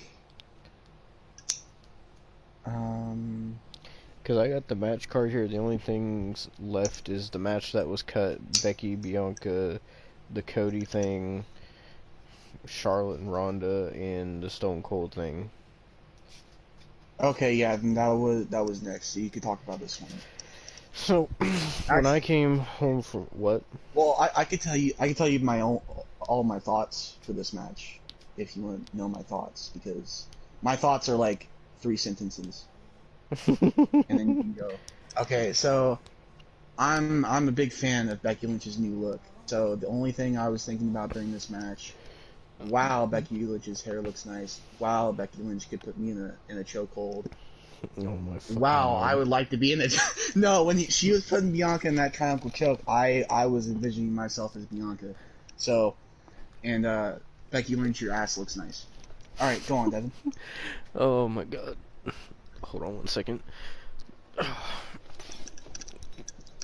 Sorry, my dog wanted up on the bed.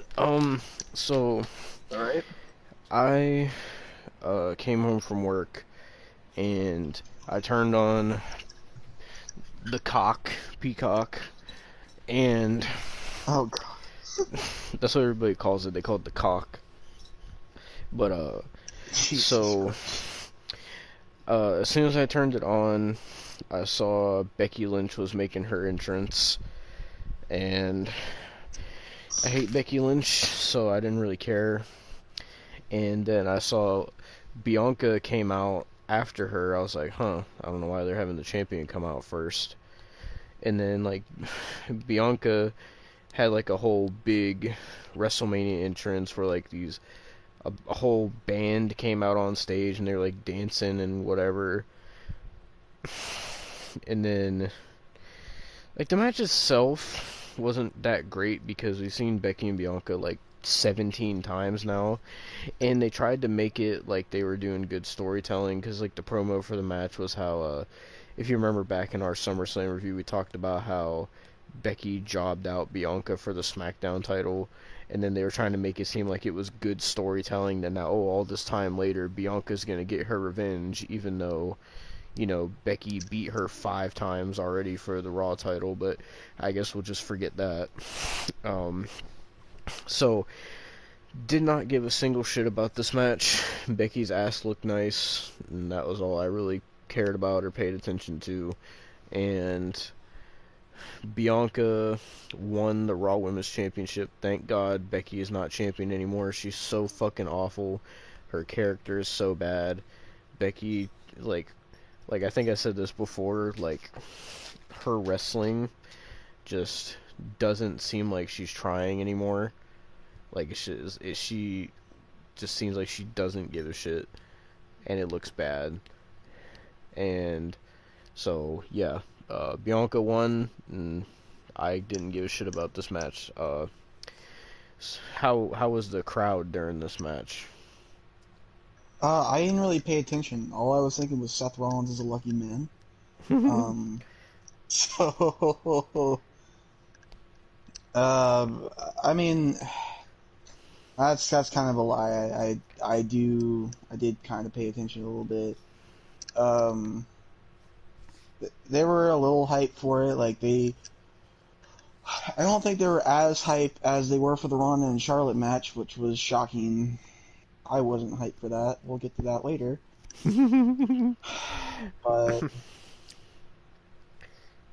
But they weren't as hype as people thought they would be or whatever. Mm-hmm. Well, trust me, I knew when it was fucking hype. Well, after that boring ass match that we've seen 1,000 times, which, by the way, Becky Lynch said that match deserved to be the main event of WrestleMania, by the way, because she thought the storyline was that good. But anyway, so, I also saw, like, Becky had this, like, for her entrance, she had, like, this Marvel style intro that was, like, all, like, clips of her or something.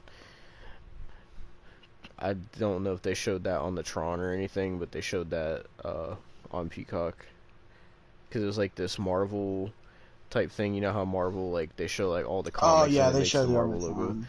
Yeah, for Becky it was that, but it said, like, it was all Becky clips, and it said big time, because she's big time Becky. Yeah, now. I saw that. Shit. And so after that, we got to the best part of, honestly, the entirety of WrestleMania.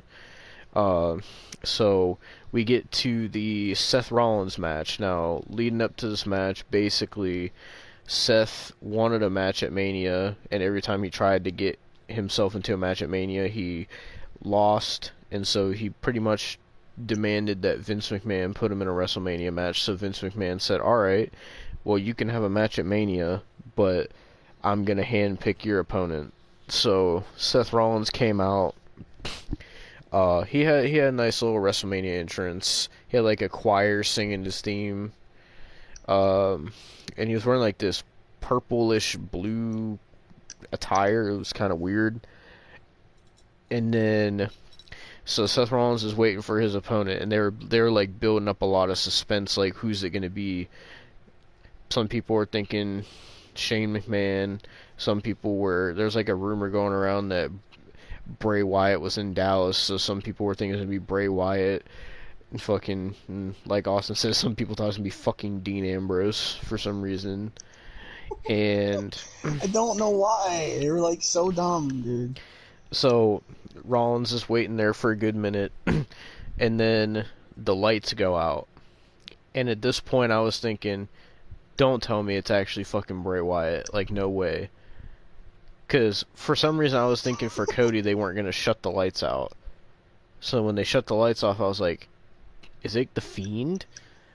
And then, like, it stayed black for a minute, and then you heard, like, a drum beat, and then all you heard was, it said, I think it said, it had, like, the audio of Cody saying, in wrestling, there's more than one royal family, and, like, the crowd started marking the fuck out, and then Cody's AEW theme started playing, and, like, all the Trons said American Nightmare, and I was so fucking hyped. So I want you to explain this moment since you were in the crowd. What was the crowd experience like for this moment?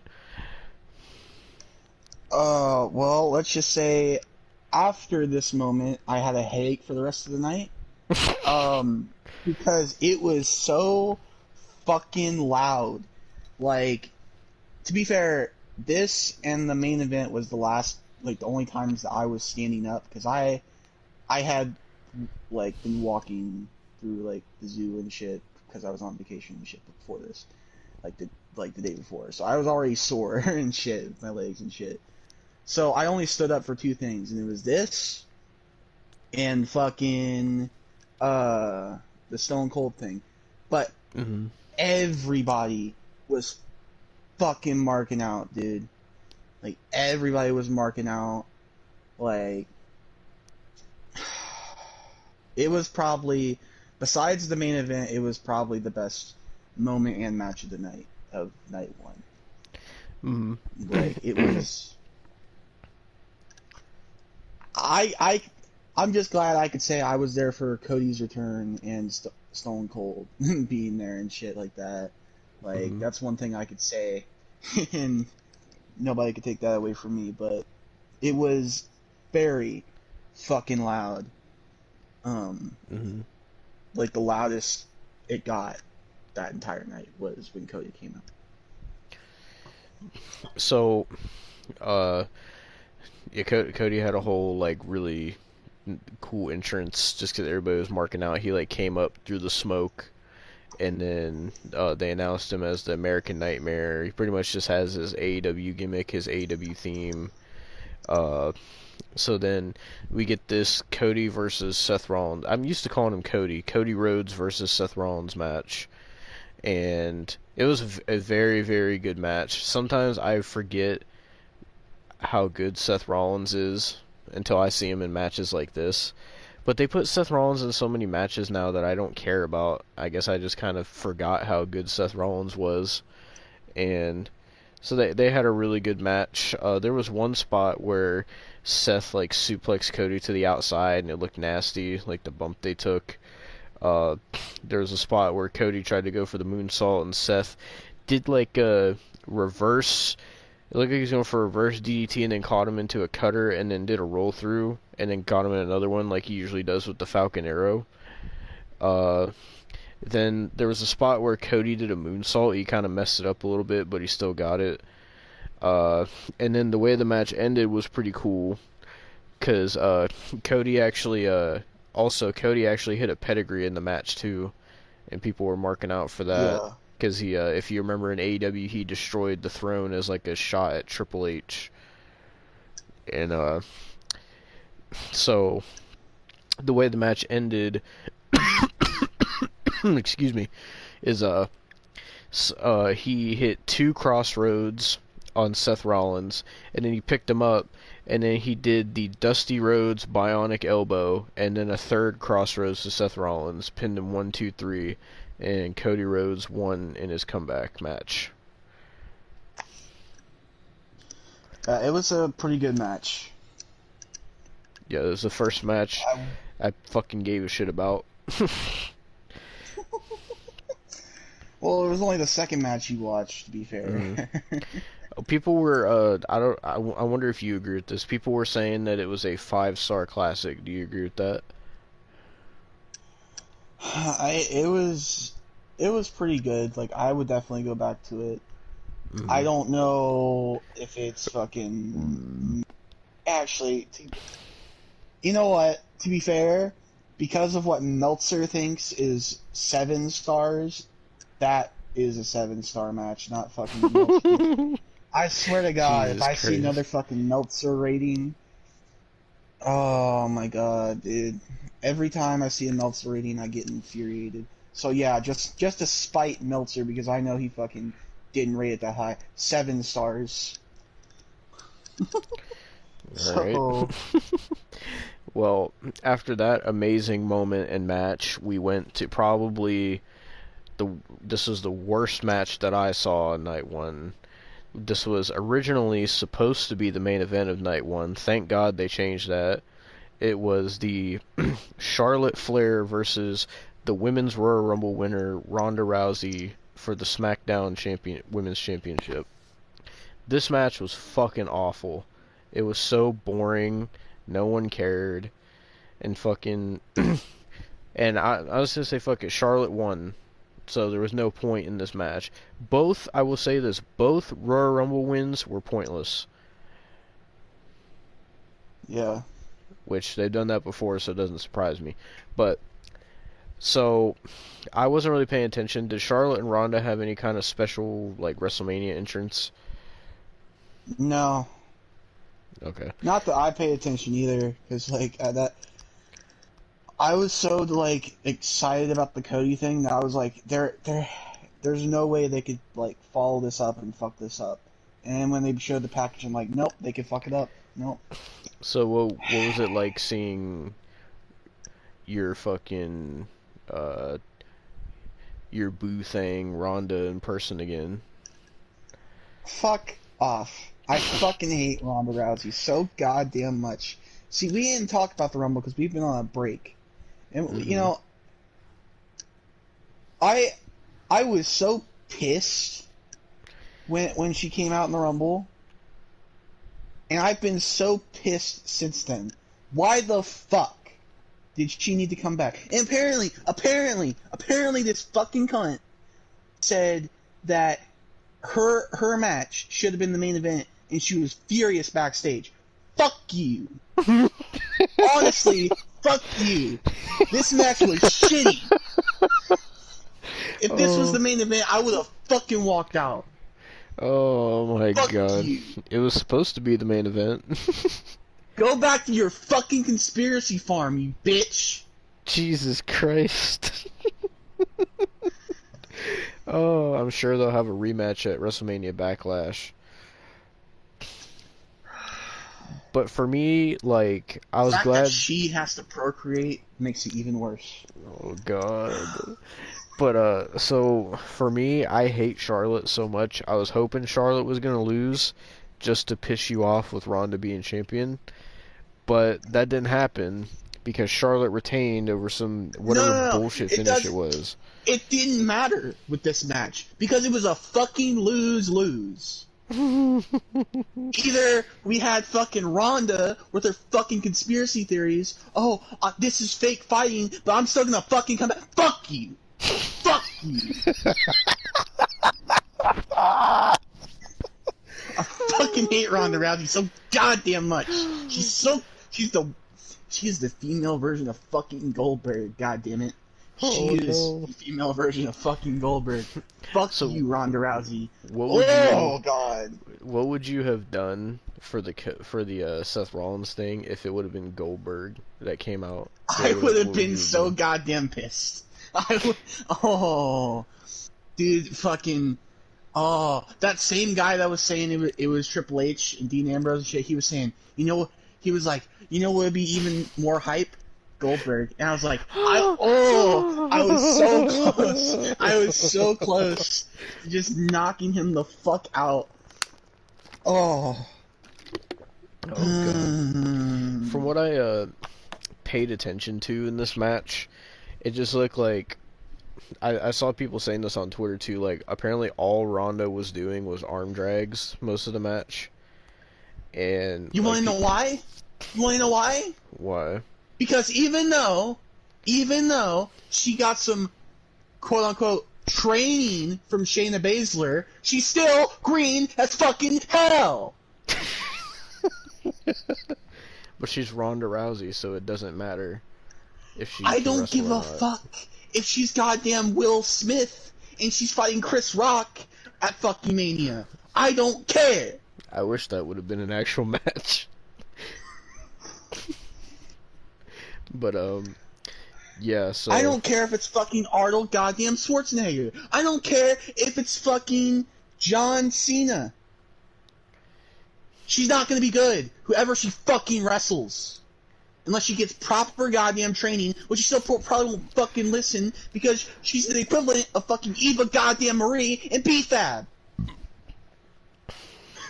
Man, you got so pissed when I sent you that thing of BFAB wanting to come back. Oh, she wants to come back. She can go talk about her conspiracies with goddamn Ronda, because that is a fucking conspiracy that will never goddamn happen. So I gotta ask, how pissed were you in the Rumble when Ronda came out and everyone was marking out for her? I was so goddamn pissed, but I knew I couldn't show it. I couldn't show. See, here's the thing. I was pissed on the inside. I had to keep it in because you don't understand. There was people getting into fights at Mania. Oh my god. Yeah, there was people getting into fucking fist fights. Oh my god. So I had to keep when it came to the Rumble and Mania, I had to keep things in that I was pissed about. Why were people getting in fist fights? There was legit. I don't know what match it was, but there was some match. I think it was the Ronda and Charlotte match. I think it was, but there was somebody that got in the fist fight, and they got kicked out. They got kicked out. Somebody managed to get kicked out before Stone Cold came out because of Ronda and Charlotte. Oh my god. Keep in mind that. Well, like, fuck's sake. Well, to finish talking about this match, because I'm sure you don't want to talk about Ronda Rousey no more, but... Oh, I don't think you'll want me, because I'll go too far. So... I know I'll go too far. Charlotte retained with a fuck finish, and no one cared, and I'm glad it wasn't the main event, because that would have been terrible to end on. So, then... Go fuck yourself, Ronda, thinking you're the main event. Fuck you. Fucking cunt. So... So, we get to what was actually the main event.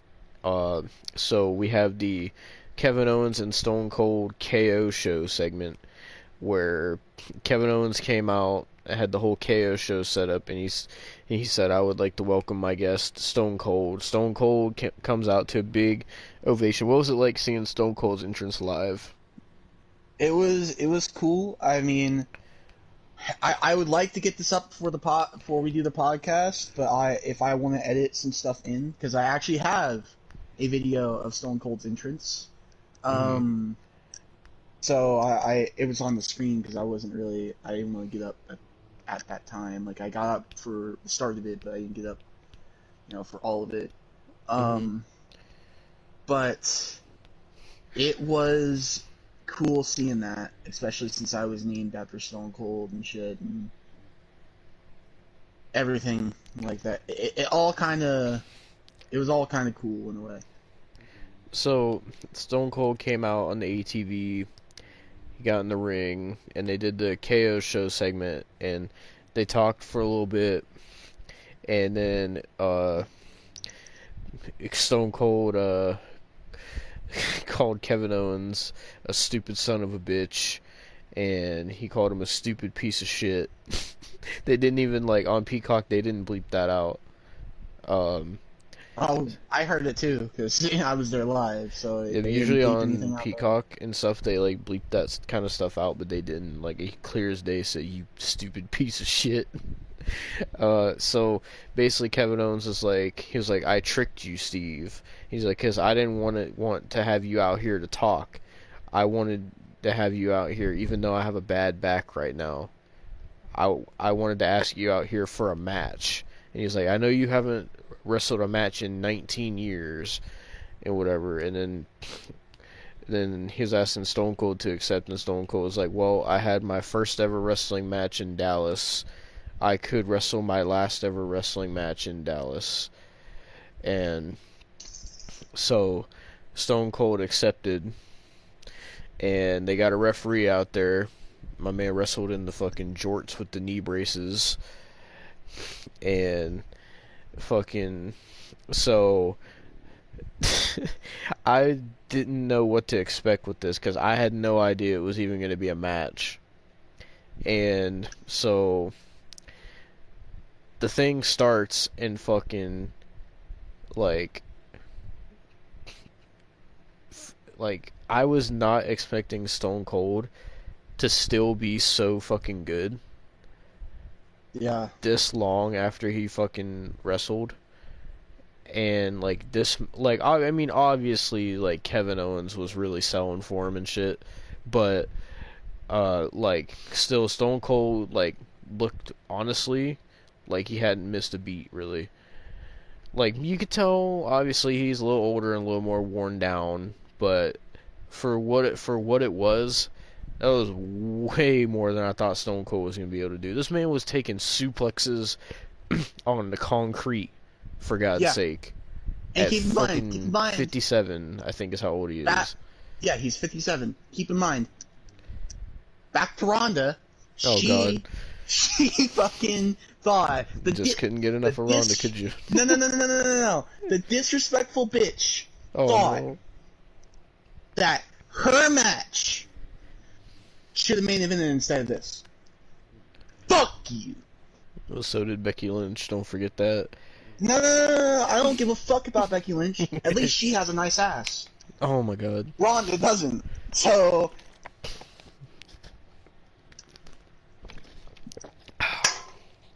Did you just fucking Either throw way- something? No, I just put my fucking can down.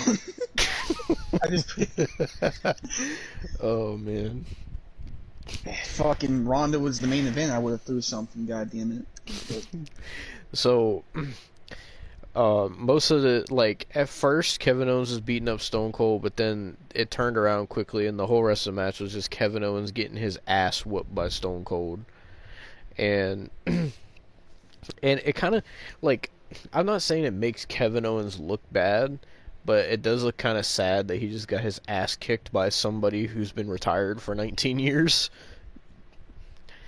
But, so it for those who weren't watching back then, Stone Cold's last match before this was against The Rock at WrestleMania 19 in 2003. Just in case, like, because I know I have a younger audience, so I don't know if they even knew that match was his last match or not. But so it's been almost 20 years since Stone Cold wrestled.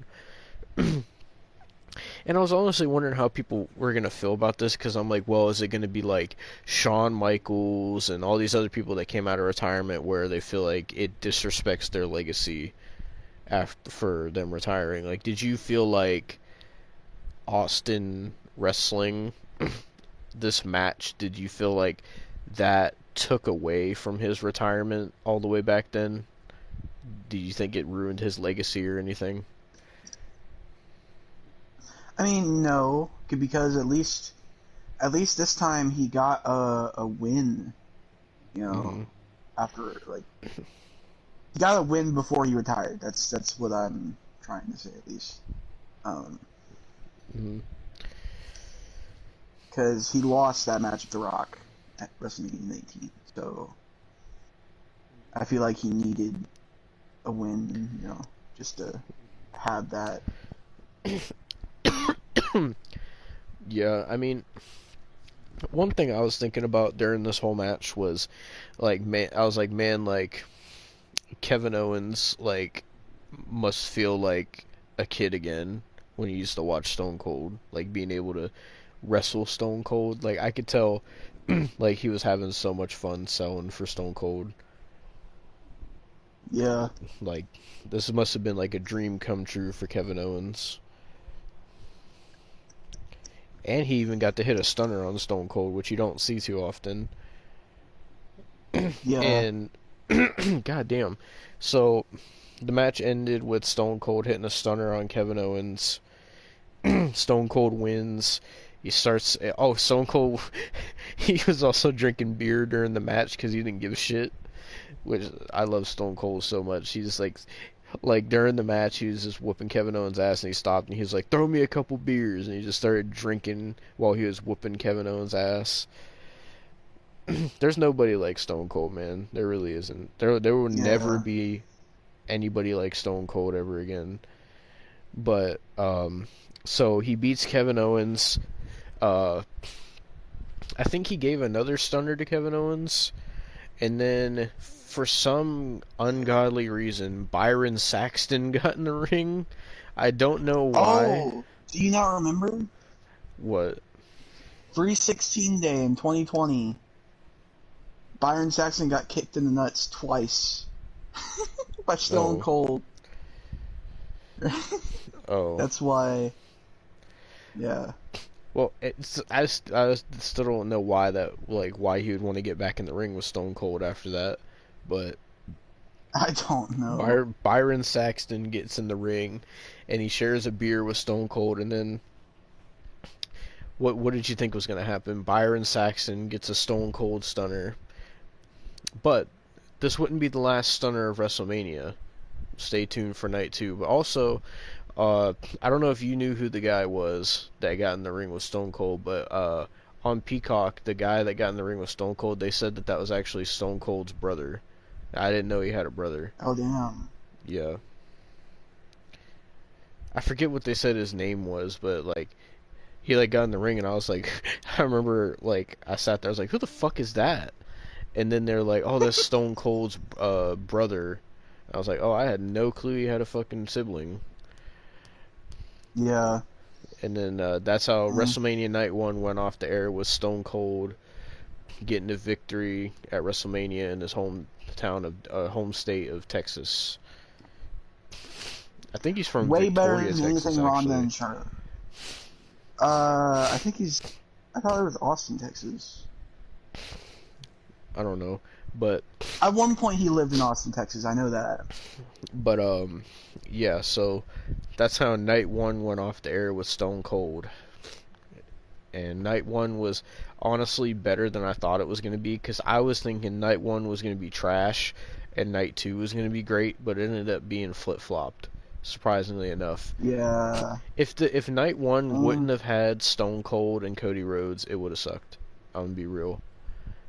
Yeah, I mean, Night 2 was good on some parts, but it wasn't as great as Night 1. Yeah. So. Also, Night 1 was it was like 2 hours longer than Night 2, because Night 1 here it started at 6 and went to midnight, and then Night 2 started at 8 and went to midnight.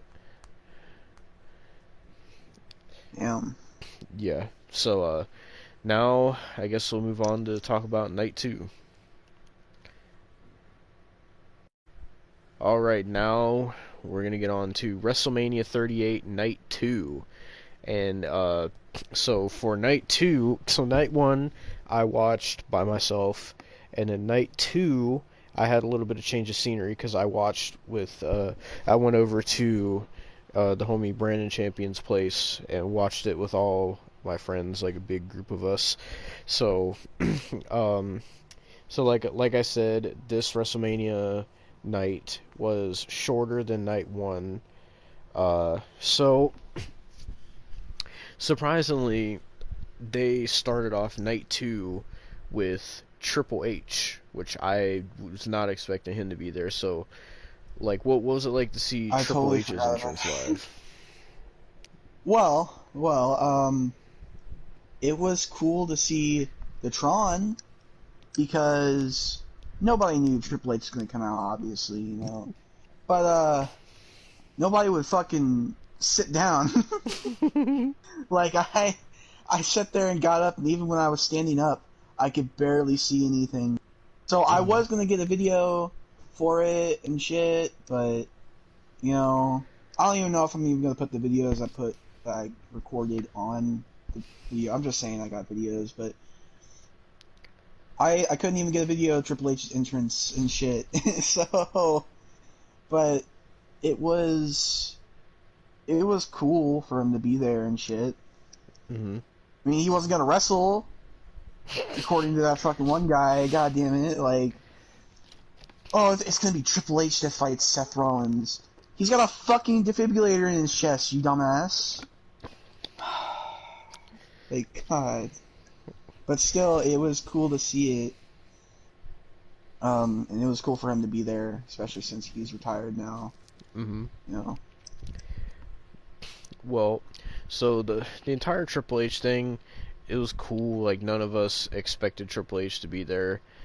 So Triple H did his whole long ass entrance, and when he was on the apron, all I could think about was the Stone Cold thing, where fucking Triple H was on the apron about to spit the water, and Stone Cold was like, he was like, cut the damn music, and Triple H was looking at him, he was like, Stone Cold was like, I don't got time to watch you spit out that stupid ass water. We got things to talk about. Get your ass in the ring.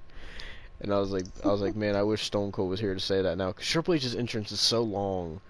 Like literally, his whole segment took up the first 15 minutes of WrestleMania just for, and all it was him making an entrance, and he was like, "You guys have shown me love, so I want to show you love the only way I know how," or whatever. And then Triple H left his boots in the ring, and he said, "Welcome to WrestleMania," and that was pretty much it.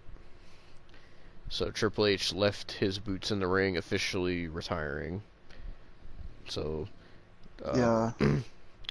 it's crazy, man. Fucking all these childhood fucking wrestlers, they're all getting old and retiring, man. It's crazy. I know. I saw on Twitter there was like people were saying like Stone Cold fucking wrestled his last match. Undertaker is inducted in the Hall of Fame. Triple H retiring. This is like a love letter to the Attitude Era. This whole WrestleMania. Yeah. Like, people are saying it is. Yeah. So, night two started off with Triple H officially hanging up the boots, I guess, or leaving the boots in the ring, and then WrestleMania actually started off with the Raw Tag Team title match. It was RK Bro defending against the Street Profits and Alpha Academy. Also, Gable Steveson was at ringside. Like Oh, he I is every got some fucking things to talk pay-per-view. about him, okay? I got some things to talk about him afterwards, so it's... So, um, as a triple threat tag team match, it wasn't bad. It's definitely just felt like something you could watch on Raw, but it wasn't horrible. Like it started off with them making tags and stuff, and like Alpha Academy was kind of in control. I mean, they all got their spots in. They did a bunch of diving spots and whatever, and they tried to make Otis look like a strong big man. And but it ended up being so Montez Ford, I believe, was gonna jump off the top rope onto Randy Orton, and they made it look like, oh well, obviously Randy Orton's gonna catch him in an RKO. But then out of nowhere, Riddle hit Montez Ford with an RKO, which was pretty cool. And then Chad Gable dove off the top and got caught in an RKO by Randy Orton, and RK Bro retained the Raw Tag Team titles. And then after the match, the Street Profits got in the ring and they got some cups and gave them to RK Bro, and they poured drinks in there to show like respect or whatever. And then they were trying to do the same. They were trying to.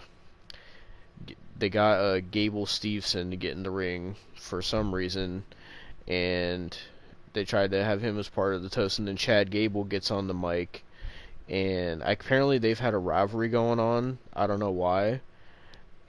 I don't know what the fuck it's about, but Chad Gable was like, you're new here, kid, so you're gonna have to get used to being around here. He's like, and as a veteran, let me give you some advice and whatever. And then he slapped Gable Steveson, and then Gable Steveson like picked him up and just hit a belly to belly. And then for some reason everybody else acted like they were impressed, like they'd never seen a fucking belly to belly before. And then that was first pretty off, much it. I got some things to say about Gable Steveson. Sorry. No, fuck it. I'm calling him Gable Stevenson. Stevenson sounds fucking stupid. I don't give a fuck. Oh, God. Gable Stevenson. Now, fucking... They were trying to push him down our throats this entire pay-per-view. Because not only did he come out on night 2, he came out on... you didn't see this because it was before the Bianca match. Stephanie McMahon came out. They welcomed Stephanie McMahon to the building. And you're like, hey, okay, Stephanie McMahon's here. She's going to say, welcome to WrestleMania or whatever, announce the attendance. No.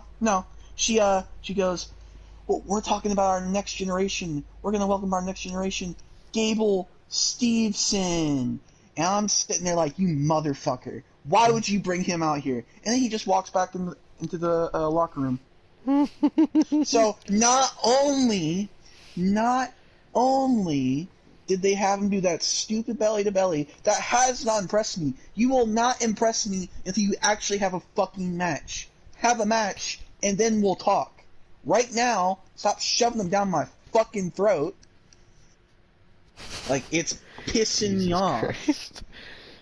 Like, you don't they brought him out twice for this pay-per-view. They brought him out as much as fucking Stone Cold. You know what's funny? I just remembered last year at WrestleMania 37, they had him come out. That's when they first introduced him. No. You thought it was at WrestleMania 37. It was at SummerSlam. Really? I thought it was at WrestleMania. No, it was at SummerSlam. Are you sure? I'm sure. I don't know why I thought it was at WrestleMania. It was at SummerSlam, because I remember it was right... We were talking about it because it was right after Alexa versus Eva Marie. And we were like, who the fuck is this? And why should we care? Oh. Like... Well, anyway, I know he got drafted to Raw, and he still hasn't fucking debuted on Raw yet. Like, in a match. Fear debuted before him. Yep.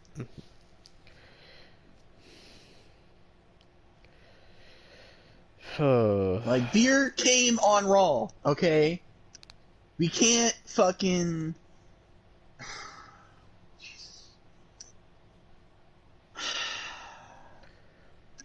I don't... Unless you're gonna show me a fucking match and your actual skills, I'm not gonna be impressed. And something tells me with that belly to belly, if that's all he could fucking do, I'm not gonna be impressed. That something tells me. And I don't know if you know this, but that fucking man has a dad bod. If you believe it, that he's got a fucking. You can tell he's got a fucking dad bod, dude. Jesus Christ. Motherfucker's got the Hank Hill bod.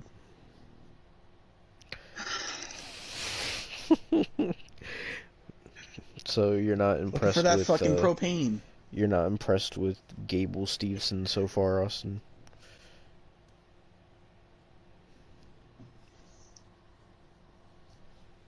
Stevenson. No. No, I'm not impressed. Jesus Christ. No, I'm not impressed. Maybe I'll actually call him by his name if I'm impressed. If not, I'm still gonna call him Gable Stevenson. Well, moving on from that match, after that, we got the match that I totally forgot that they put on this card. Bobby Lashley, the Almighty, versus the Giant Omos, or Omos. I don't know how it's pronounced. I'm gonna tell you right now, if you think Omos is big on TV, holy shit, is he big in person? Oh my fucking god. I think they said he's 7'4", I think. Yeah. He's fucking huge. So, from what I understand, they're trying to make him like the next Braun Strowman, kinda, or like the next big giant guy, like the next Big Show, and Hey, I mean, he could work better than some of them. Like, they've been having him get like a lot of wins because they had this whole thing where he's like, in the promo they were saying he was like undefeated, and he asked someone legit to step up, and then Bobby Lashley stepped up because, you know, he kind of got, honestly, he was kind of the third wheel in the Brock Lesnar Roman thing, so Bobby Lashley kind of got, for lack of a better term, he kind of got cucked out of the main event. If I'm being honest, Bobby Lashley really got kind of fucked out of that. Yeah, like shit. So, fucking Omos comes out, and he decided he was going to change up his gear by adding a white outline to his tank top. And then Bobby Lashley came out. No MVP at all for some reason. And... you want to know the reason? Why? MVP turned on him. I know that. I know on the Raw he turned on Lashley, but I didn't get why he wasn't out there at Mania. I don't know, but that's what I'm just assuming why. Like, I don't fucking know. But, so this match, I'll say Bobby Lashley's gear looked pretty nice. Like the half red. I think that looked cool. But, yeah. The match was kind of slow. I think my gear for him works better, but, you know. Oh, God. If you don't know what Austin's talking about, he made this fucking gear for Lashley where he dressed him up like Franklin the Turtle. No, you don't understand. I didn't make that. You didn't? I thought you said you did. No, that's on Community Creations. I didn't. Oh, God. You should make a custom render for it. Oh, Lord. But, so, the match was slow at first. It was just more of like, it was like Bobby Lashley trying to show that he could, like, beat Omos, but, like, Omos was stronger. And they tried to make Omos look like the stronger man. Like, oh my God, like, even Bobby Lashley can't stop this guy. And then, like, as it went on, like, he was kind of dominating Lashley, and then Lashley started getting the upper hand. He actually knocked Omos down. He hit a suplex on Omos. I don't know what the fuck, which one it is. I'm just gonna say Omos. Osmosis Jones. Jesus fucking Christ. But, so he hit a suplex on Omos, and fucking the commentators were marking out, because they're like, oh my God, he actually... Like, they were trying to act like he did the standing vertical suplex, where he, like, holds him up with one arm. Like, there was no way he was going to do that to Omos. So, but, yeah. For some reason, Bobby Lashley did this. They also did this in the Roman Brock match.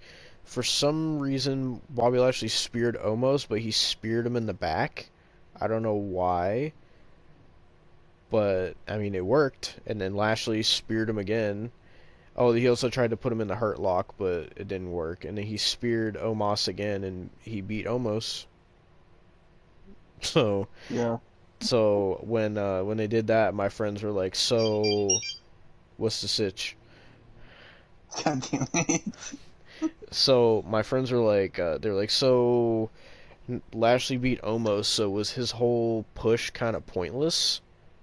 Like, why would they have him get pinned clean if they're trying to, like, push him as a undefeated big guy? I don't fucking know.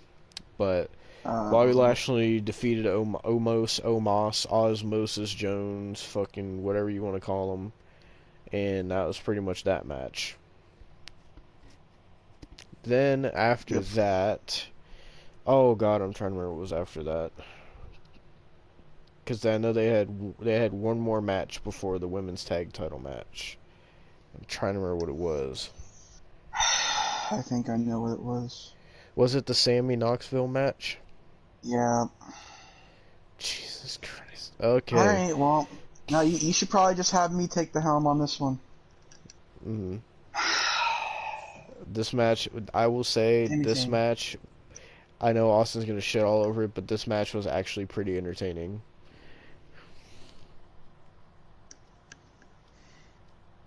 Alright, besides that, you know, Sammy, I know you did all your dumb indie shit. I know you think that's okay. But no. No, it's not. Let me like you, Sammy. Don't do this bullshit. You had a great match at last year's Mania against Kevin Owens. Please. Why would you do this to yourself? Why? What? Money, I guess.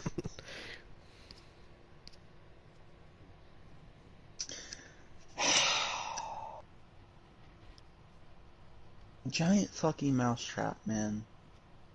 A giant fucking... That wasn't the only wacky thing, Austin. Oh, I know! There were fucking tasers and tables with tiny mousetraps on them. A fucking... For some reason, Mark Henry and Mae Young's child made an appearance. Yeah. I saw someone tweeted that to Mark Henry, and Mark Henry was like, "What can I say? I make great offspring," or something like that. Then you put hashtag WrestleMania. I didn't know after fucking Cody Rhodes jumped ship, I didn't realize Adam Cole was gonna jump ship and slam Sami Zayn. God, not Wee Man. That wasn't Adam Cole? No, it was Wee Man from Jackass. All the Jackass crew was in this match. I didn't see Steve-O. Well, yeah.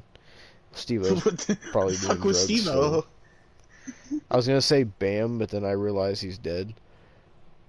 Oh dear God. I just remembered. I was gonna say Bam, and then I was like, wait, I think he died.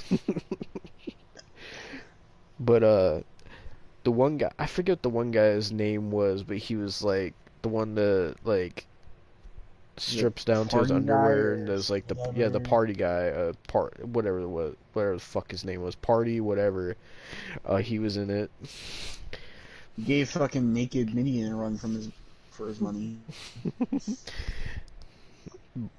Well, I'll tell you one thing, fucking Pat McAfee was simping over his fucking butt cheeks. Like, he was really, like, he was, like, wanting to see his cheeks. He was like Pat McAfee was like, man, his cheeks aren't even all the way out yet. Like, come on, I want to see the full moon. And he was like, you know, Cole, this isn't the first time I've seen his ass. And Michael Cole was like, you know, Pat, when did you see his ass before this? I don't know why Pat McAfee was simping over it, but I'll let you continue since this match was your bread and butter. No, it was not. It was the equivalent to fucking indie garbage. I'm sorry. I couldn't... I understand, like, if it was on Jackass, okay. But on WrestleMania, man. It's sports entertainment, Austin. This was on the same card as Edge versus Styles. I know. Like, what is... People were saying this match was better than the Cody return. I'm not even kidding. Are you... People were saying it was more entertaining. What? Yeah. What? No, actually, go fuck yourself. People were saying this was the best match of Mania. Actually, go fuck yourself. You are some goddamn indie marks. What the fuck? Why? Why? What was the point? What was the point? I'm sorry, I'm not like Tony. I don't watch fucking New Japan all goddamn day. I don't watch no fucking AEW. I can't fucking... This is bullshit! This is... Oh. Why? Why would anybody think this is better than the Cody return? Why? I don't know. That is just disrespectful.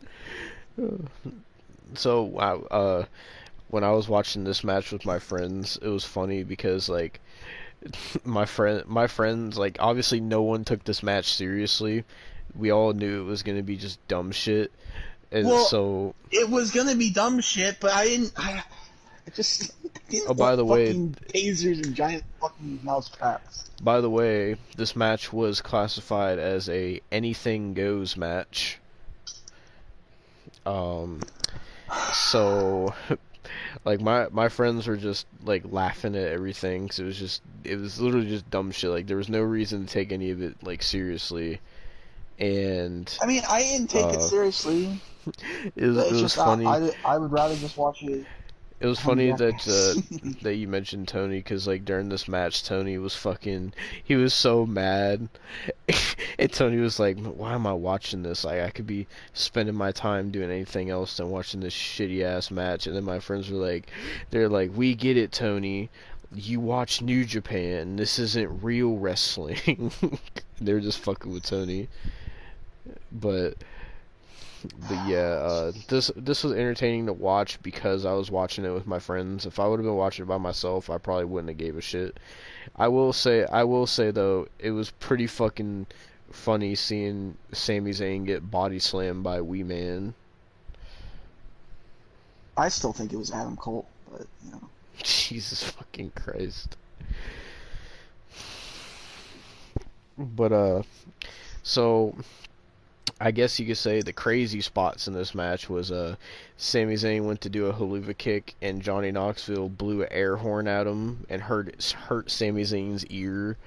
And then Sami went for a top rope dive, and then Pyro came out of the post and made Sami Zayn fall down. Sami Zayn got tased.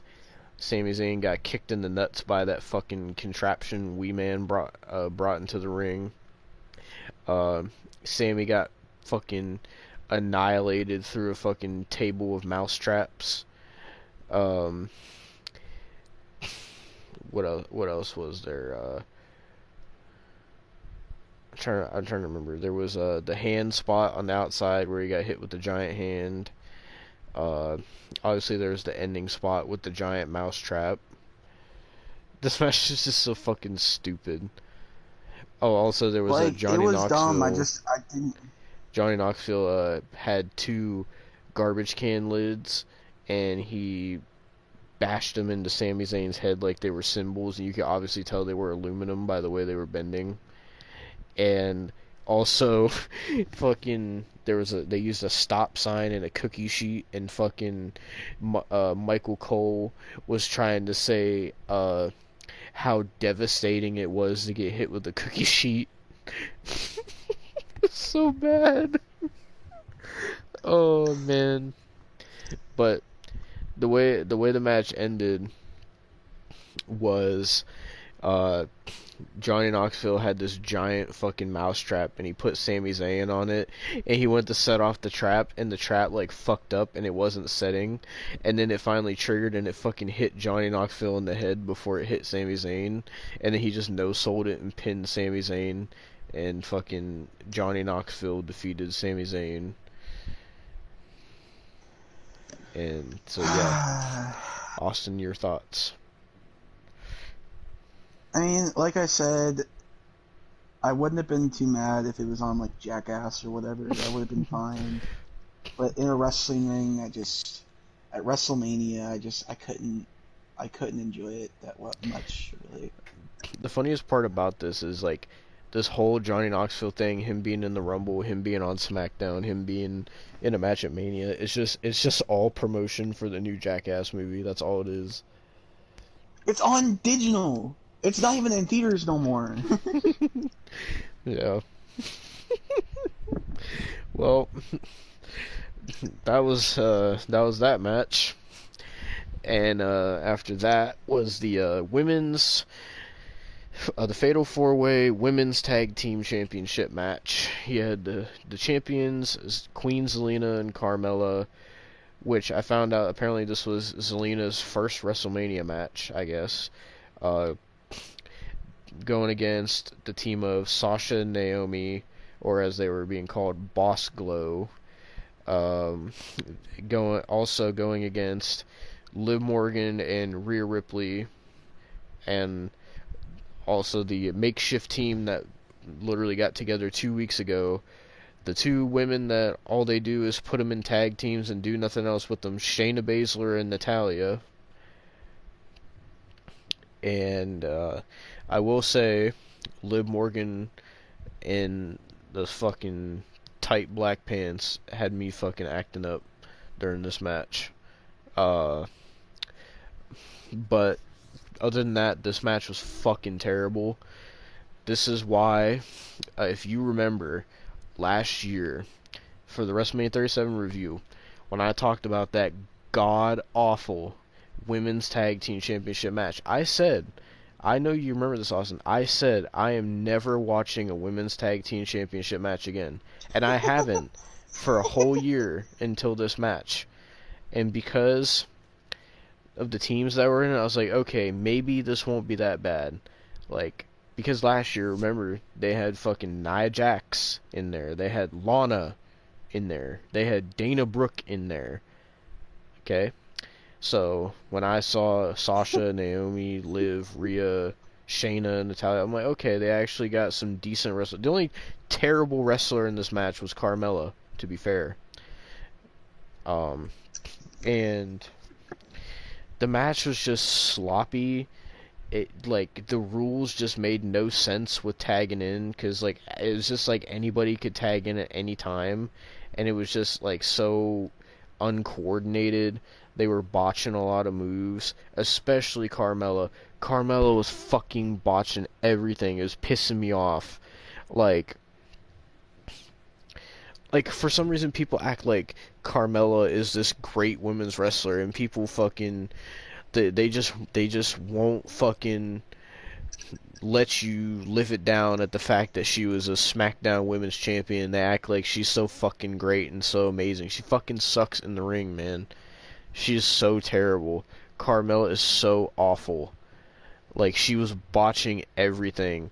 She looks so uncoordinated, so sloppy. When you got 7 women who can actually wrestle, and you put one woman in there with 7 women that can wrestle, that one woman can't wrestle, you can, basically what I'm trying to say is, you can really tell that she can't wrestle when you got her going against 7 other women that can. It's so obvious that she can't wrestle.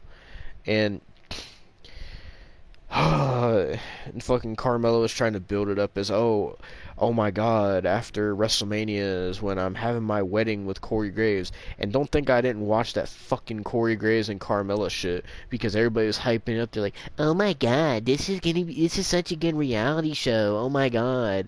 And I was like, okay, fine, I'll check it out. They put the first couple episodes on YouTube. They're like 10 minutes long. I'm like, fine, I'll watch this shit, I'll check it out and see what the fuck everybody's hyped about. I figured it was going to be basically Total Divas, Total Bellas, whatever.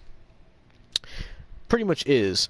And all it is just Carmella being a fucking cunt, and nothing's good enough for her, and she wants this and this and this, and this, like, her and Corey Graves were shopping for a fucking house, and this closet's not big enough for all my clothes. How much fucking clothes do you got? Like, goddamn. And, like, all Corey asked for was just he wanted to put some of his paintings up, and then she was, like, acting all like, ugh, I don't want to put those up. Like, fuck you, you fucking cunt. Like, I'm not trying to hate on their personal life or anything, but, like, why would you want to be in a relationship with somebody like that? Like, when she's literally going to dedicate an entire room to just her fucking clothes, because apparently that's how much she had, that she needed to dedicate an entire room of the house. Not even thinking about where fucking Corey's kids are gonna sleep. She didn't care about that, but she cared about where all her fucking wardrobe is gonna go. Anyway, that's all Corey and Carmella was. Just total divas, total bellas bullshit. It was fucking awful. There's only like 3 or 4 episodes, and that's it. They're not doing it no more. So who the fuck even... Why even do the fucking thing in the... why even do it in the first place? It's so stupid. And then, to make things worse, on the Raw after Mania, they fucking had a segment where they were fucking making out, and apparently they're getting married this week, and I just don't care anymore. Fuck Carmella. I said this last year when we were doing all the reviews, and how bad Carmella was. I said she fucking sucks. Like, she was fucking terrible in this match. Like, every single move that she did, she was messing it up, and she fucking screams. She wears that ridiculous fucking face mask when she wrestles. Like, she's awful. Especially when you compare her to everyone else in this match who actually has wrestling talent. But anyway, I'm probably gonna get the fucking Carmella stans mad at me. I don't fucking care. Like, but this match was extremely sloppy. Every time they do women's matches like this, they're always sloppy. Even though the rest of these women could wrestle, it was just so sloppy. It was uncoordinated. There was botches, and like, for some reason, after a certain amount of time, like, Shayna and Natalya and fucking Liv and Rhea Ripley just died, I guess, because they just didn't get involved with the match anymore after a certain spot. It was like a diving spot, and then like the last like 5 minutes of the match was just Sasha and Naomi and Zelina and Carmella, or whatever fucking team they were going against, and Sasha and Naomi won. Thank fucking God. I was tired of Queen Zelina and the Queen Zelina gimmick is so... They had her win Queen of the Ring, Austin. What was the point? What was the point of having Xavier Woods win King of the Ring? They did nothing with... They never do anything with King of the Ring. Ever. They don't do any... What is the point of doing a fucking tournament? They don't do anything. They're supposed to be guaranteed a goddamn title match, and then instead of that, they turn it into a fucking gimmick. Oh, here's King Woods and Queen Zelina, and because we're King and Queen, all of a sudden we're gonna start talking in an English accent because, King Booker did it, so let's just redo what King Booker did. Like, I don't understand. Like, I mean, take it this way. Would you want Queen Zelina, or would you want Queen Dewdrop? Jesus fucking Christ. Because that was a possibility there. I know. As sad as it is, I know. But I would have liked for Zelina to at least have gotten the fucking women's championship match, but no, they just threw her into the fucking team with Carmella. That made no sense. You want to know why they were a team? Because fucking last year, before WrestleMania, for some unknown reason, they were Sasha Banks' lackeys, and then all of a sudden they just weren't. And then they just stayed a team because, guess what? They have no other fucking teams. Look at the fucking shit. As a matter of fact, on the Raw after Mania, they broke up Zelina and Carmella. So there's another fucking team gone. Literally, for this fucking match, Austin, they made every team in this match. They made every team in this match. Not a single team in this match was an actual fucking team. Not a single team. Devin, but did you not see also? They're teasing the breakup of Rhea and Liv too? Yeah, I saw. Don't think I fucking saw that too. So you're telling me an entire fucking tag team division is just going to be Sasha and Naomi and Shayna and Natalya? So you're telling me a team that's actually decent in Sasha and Naomi, team bad, whatever you want to call them, Bosca, whatever the fuck you want to call them, you have that, and then the only team they're going to have to go against is fucking boring ass fucking plain piece of white bread Natalya and fucking Shayna Baszler that they do nothing with besides sticker and tag teams. And that's it. Who knows? Maybe they'll bring up Raquel and Dakota. Oh yeah, what a run that was. They win the titles at Takeover and then lose them on. They lost them fucking today. Wow, you know what? And you know what? That happened the first time they won that too, because they were the first ever goddamn NXT Women's Tag Team Champions. And guess what? They fucking lost it immediately. So fucking. Fuck it. Fuck all the women's tag team champions. I'm so sick of these fucking titles. At least for the NXT one, at least they have actual teams. But even then, it's still fucking bad. But the main roster, these titles need to fucking go. I don't give a shit how much fucking these women's wrestlers want to sit here and say how important these goddamn championships are and what an honor it is to be women's tag team champion. Get the fuck out of here. You want to know why you fucking people like Zelina and Carmella had those titles? You want to know why fucking goddamn the Iconics had those titles for so long? Because the only people that hold those titles, like, besides when they give it to people like Sasha and Bayley, or fucking when Charlotte and Asuka had it, besides people like that where they give it to them just to make them look good with another championship, when people like the Iconics, which I like the Iconics, but like people like the Iconics, Nia and Shayna, Carmella and Zelina, like people like that, they give them those titles because they're not fucking good enough to be Raw Women's Champion. They'll never be anywhere close to getting a Raw Women's Championship. And it's sad, because there's some genuinely good... Like, I don't want to see fucking Rhea Ripley or Liv Morgan in the tag team division.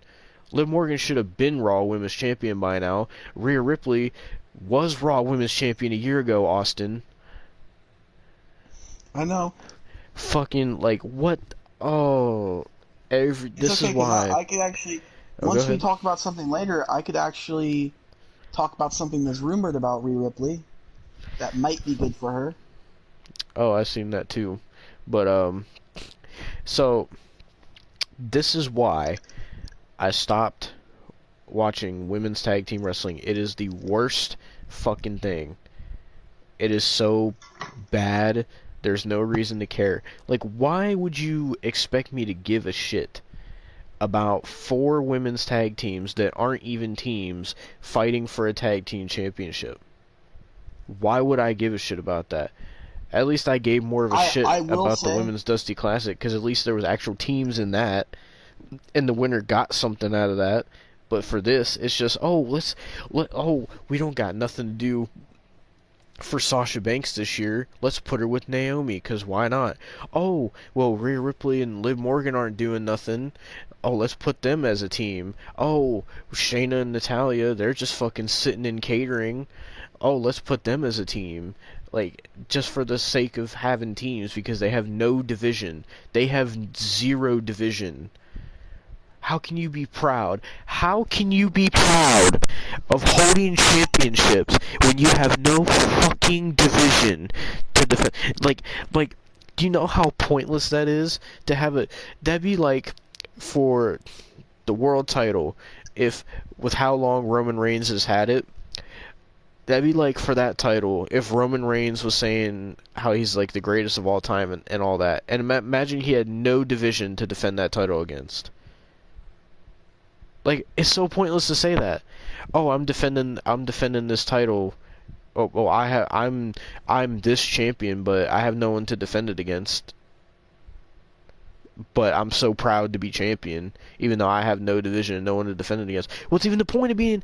What is the point of being a champion or having a championship when you have no fucking division? What's even the point? You might as well just fucking use the fucking goddamn fucking championship to wipe your fucking ass.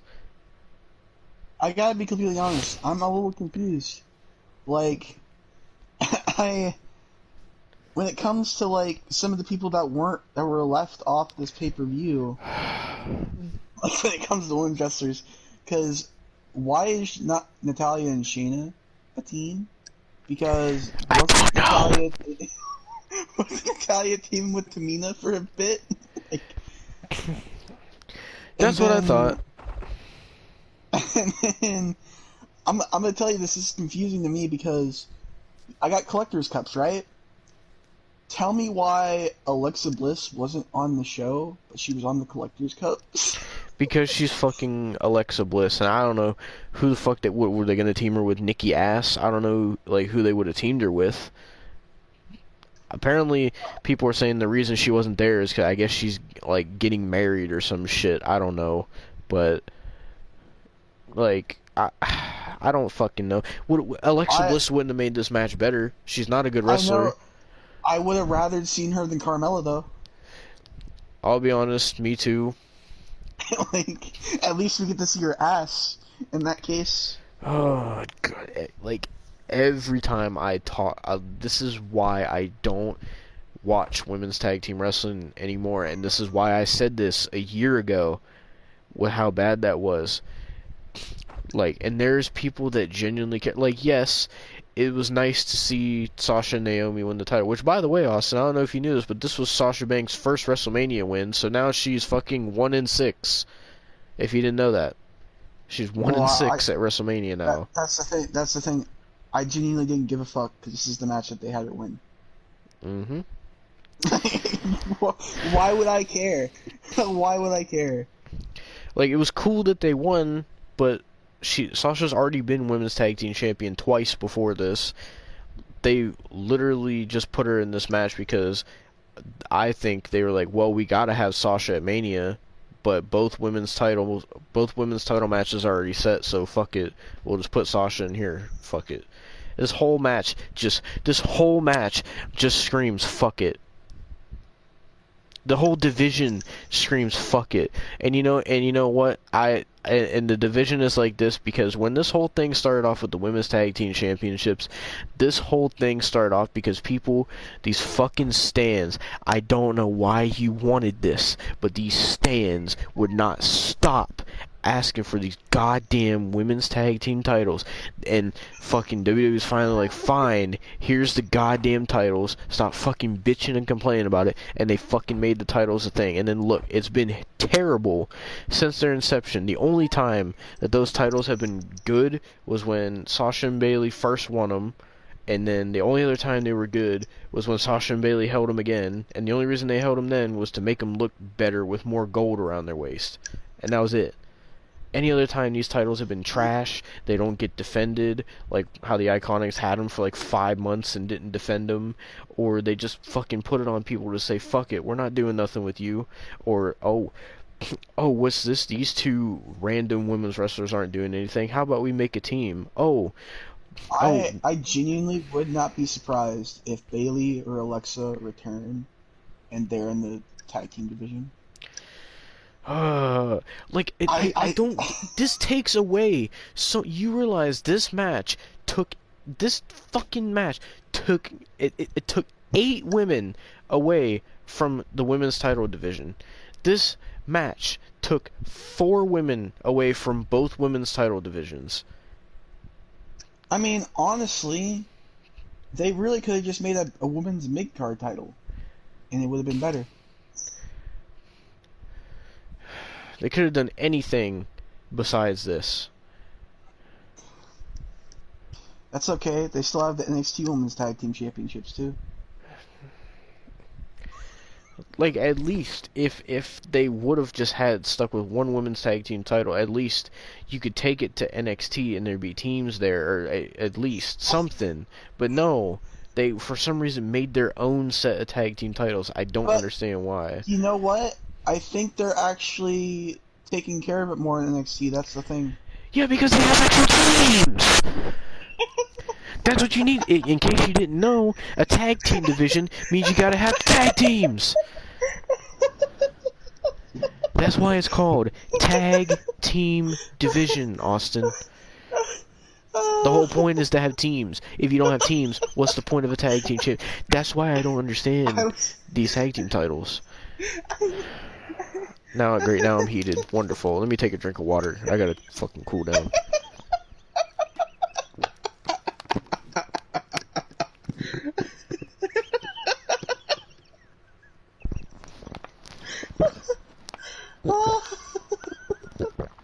It's great to be back. I didn't miss women's tag team wrestling. This match was awful. This division is awful. These titles are awful. Just get rid of it. That's all I'm gonna say. Just get rid of it. Fuck it. Burn it in the fire. do anything. Get rid of those tag team titles. Don't you realize that besides these 8 women, who else do they have?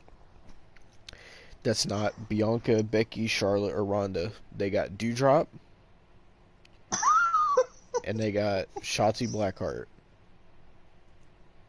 and that's it. You forget about Tamina. Okay, Tamina and fucking Nikki Ass and fucking Alexa. There you go.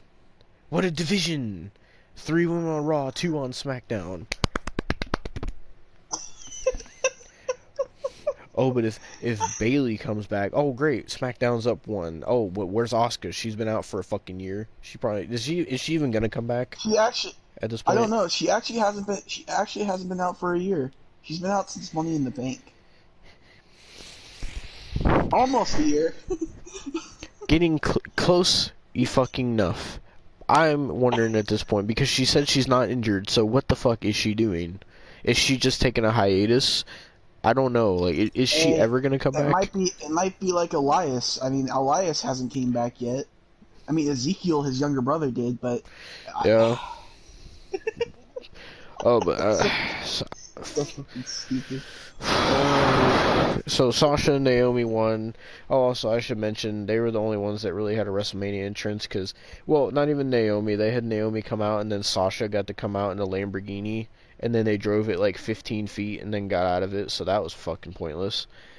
Oh, by the way, was the Lamborghini loud in the arena? A little bit, yeah.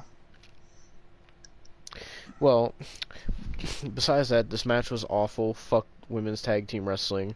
I don't give a fuck when anybody says fuck it. It's terrible. And we'll see, Austin, when another year passes at WrestleMania 39, we'll see what women's tag team match they have then, because I guarantee you I will be fucking talking about it again a year from now. But anyway, so fuck that match. Sasha and Naomi won. New women's tag team champions. Can't wait for next year when they have fucking Alexa Bliss and Rhea Ripley versus Nikki Ass and Doudrop versus fucking It's always fatal 4-ways too. Naomi and fucking Natalia versus goddamn Charlotte and Shayna. Shayna. They always put Shayna in tag teams. I don't understand. Anyway, I'm done talking about this. We got rest of the night one to get into. What's the fucking Edge and AJ after this?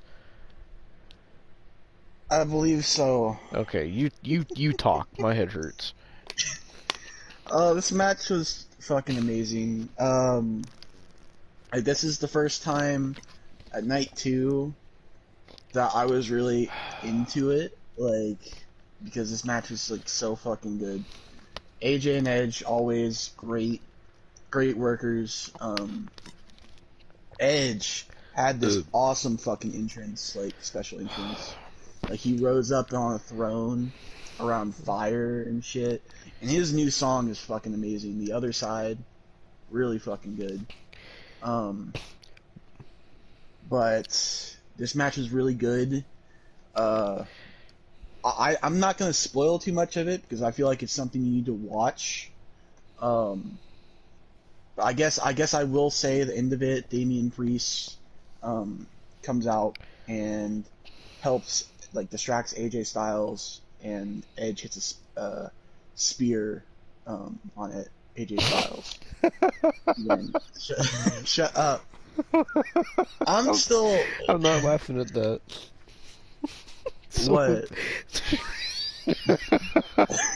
So someone posted a picture of Dominic Mysterio's attire from WrestleMania, and then they put a picture of Cody's neck tattoo, and someone said, "Whoa, Dominic dressed as Cody Rhodes' neck for WrestleMania." Like, why? That's so random. That was the first thing I saw when I opened Twitter. Did you see the picture I sent you? Yeah, the fucking, what are you gonna call that? Omosis Jones? Yeah.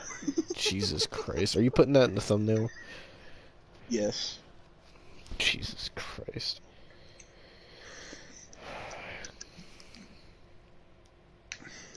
But the match was really good.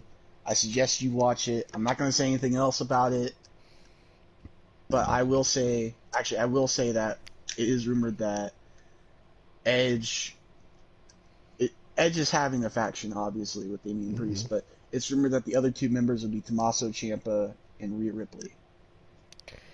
Yeah. So I feel like hopefully it's gonna be like a new. It's gonna be like a new Brood slash, like the way it's looking. It looks like it's gonna be a Brood slash Ministry of Darkness type thing. yeah. It's kind of like the vibes it's getting given off. Well, after that glad they're match, doing something important with Damian Priest now, because he was in the fucking he was in the Andrew the Giant Memorial Battle. I can't get over that. How did they mess that up? Oh man. But I will say after that, I did enjoy that Edge and AJ match. It was fucking awesome. Yeah. I will say, I don't know why, but for some reason AJ was bleeding during his entrance. Oh, apparently he clipped the side of the stage on his way out. Damn. I will say, like Edge's WrestleMania gear looks so sick, like the purple, it was so sick. But yeah, that's all I gotta say about that match. I thought AJ was gonna win. I did not know they were gonna do the Damian Priest thing. Yeah, I mean it leads for more of a storyline, so Yeah. I'll take it. If there's more Edge and AJ matches, I'll take it. God, what was after this match? Was it the fucking other tag team match? It was the New Day versus Ridge Holland and Sheamus with Butch. Oh, do you mean the match that got cut from night one? Yes. So this match sucked. Yeah, I recorded the entrances and then I sat down to look at how good the video was, and then it ended. I don't even know what the fuck happened. So Kofi and King Woods came out dressed as Big E to do like a tribute to Big E, since Big E got his neck broken by Ridge Holland, which they actually showed that in the promo, so that was great to see that again. Thanks, WWE. And the New Day just has such bad luck with injuries. Like, Big E's been injured before, Woods always gets injured, Kofi's like the only one that doesn't get injured. can you tell me why the New Day is even still together at this point? I don't know, because I thought they, had Big E doing his own thing, and then they had Woods doing his own thing, being King Woods, and then Kofi's just kind of floating around, but it just seems like at any place, at any time, the New Day just back together like they're the fucking Avengers. Like, it's just like I can't. It's like they're just like, oh, New Day assemble, and then all three members are just there at the fucking drop of a hat. Like, legitimately, they've been a thing since 2014. It's been 8 years. Alright. Sorry, my fucking controller was about to die, so I had to hurry up and save the audio. So we were talking about the Ridge Holland and Sheamus versus New Day match.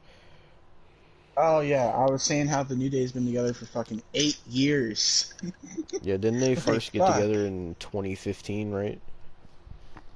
I thought it was 2014. Where the fuck it was. Yeah, I'm pretty sure it was the end of 2014, so this year would be 8 years. Yeah. Time flies, man. I remember when they first got together, and I thought, like, I remember their whole first promos were, like, them in, like, a church group and stuff, with, like, choir and all that, and I remember thinking, I was like, yeah, this is probably gonna go nowhere, but turned out better than I thought it ever would have. Honestly, Yeah. It made all three of their careers, if I'm being honest. But, so, from what I saw of this match, because we weren't paying much attention either, I think Butch got involved, and then I just looked up and I seen fucking it was either Woods or Kofi, I forget which one. They got Brogue kicked, and then Ridge Holland hit his finisher 1-2-3, and that was it. Yeah. And Butch started fucking pounding on Woods, I think. Yeah, and that was pretty much that. So I don't know why they couldn't have just put that on night one, but They could have put on the pre-show, man. They could have put on the pre-show. yeah. Oh my fucking god. Then after that was the Austin Theory versus Pat McAfee match. Another good match. So It was a really good match. the story of this match is that Austin Theory is like he's been Vince McMahon's protege for whatever reason. And then like Pat McAfee said his dream was to have a match at WrestleMania, and I guess Vince was on Pat McAfee's show and he was like, "Oh, you're gonna have a match at Mania," and then he made a match with him and Austin Theory, I guess. And Austin Theory is just being like a fucking asshole to Pat McAfee. And so, first of all, Vince McMahon came out, which I didn't think Vince was actually gonna come out. And then Austin Theory came out, and Austin Theory took a fucking selfie with Vince. And then Pat McAfee came out, and like Pat McAfee was fucking over with the crowd. Oh yeah. Like I did not think he was gonna be that over, but like the whole match, like the crowd was like so like invested for Pat McAfee. And I mean honestly, like he was decent when he was doing the stuff in NXT, but Pat McAfee's definitely gotten better. Oh yeah. So this match wasn't super long. It was good. One big spot was they hit a really fucking big superplex that got a loud pop. But I mean, there wasn't really much else to say about this match besides like the crowd was really invested. They were really rooting for Pat McAfee, and Pat McAfee got the win over Austin Theory. And then the unexpected happened. Vince fucking McMahon takes off the dress shirt. I'm like, okay, what the fuck is going on? Vince McMahon takes off the dress shirt, and this man, for however old he is in his 70s, this man is jacked for his age. This man gets in the ring and has a match. Yes, you heard me say that. Vince McMahon in his 70s had a match at WrestleMania in 2022 against Pat McAfee. It wasn't actually that bad either. Vince was fucking throwing them clotheslines. They looked kind of shitty, but he was throwing them clotheslines. And like Austin Theory was helping him. And fucking Vince McMahon hit fucking Pat McAfee with a fucking football. It was so weird. And then fucking Vince actually beat Pat McAfee. He pinned him clean. Vince McMahon won a match in 2022 clean against Pat McAfee. And so then after that they're celebrating, and then fucking Stone Cold Steve Austin comes out, which got a loud pop. And you remember how I said for the earlier for night one, I said this wasn't the last stunner we were going to see at Mania? Well, Stone Cold comes out and he immediately stuns Austin Theory, which Austin Theory did a really good sell for that. Yeah. Oh my god. And then him and Vince drink a beer, and I'm like, I already know where this is going. Little did I know. So Vince drinks the beer and he's looking at Stone Cold and he's like, I know what you're gonna do and whatever. So Vince is like being cautious. So then Stone Cold, this went so south. Stone Cold fucking, so what happened was Stone Cold stuns Pat McAfee And I'm like, why? Because he was celebrating with Pat McAfee, and he stunned Pat McAfee. Which Pat McAfee did a great sell as well. And then it was him and Vince. And like I said, Vince was drinking beer with them. And so he kicks Vince in the gut. And I'm thinking, oh, he's just going to kick him in the gut and stun him. He kicks Vince in the gut. And Vince, like, starts, like, flailing backwards. Like, he can't stand up. And he, like, falls against the rope. And Stone Cold's trying to grab him. And he fucking keeps missing because Vince keeps, like, hobbling backwards and almost falling down.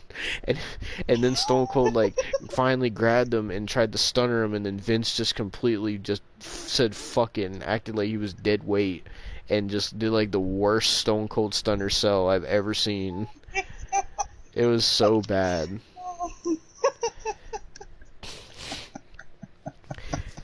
Oh, Jesus. And then, the funny part was, I saw that botch live.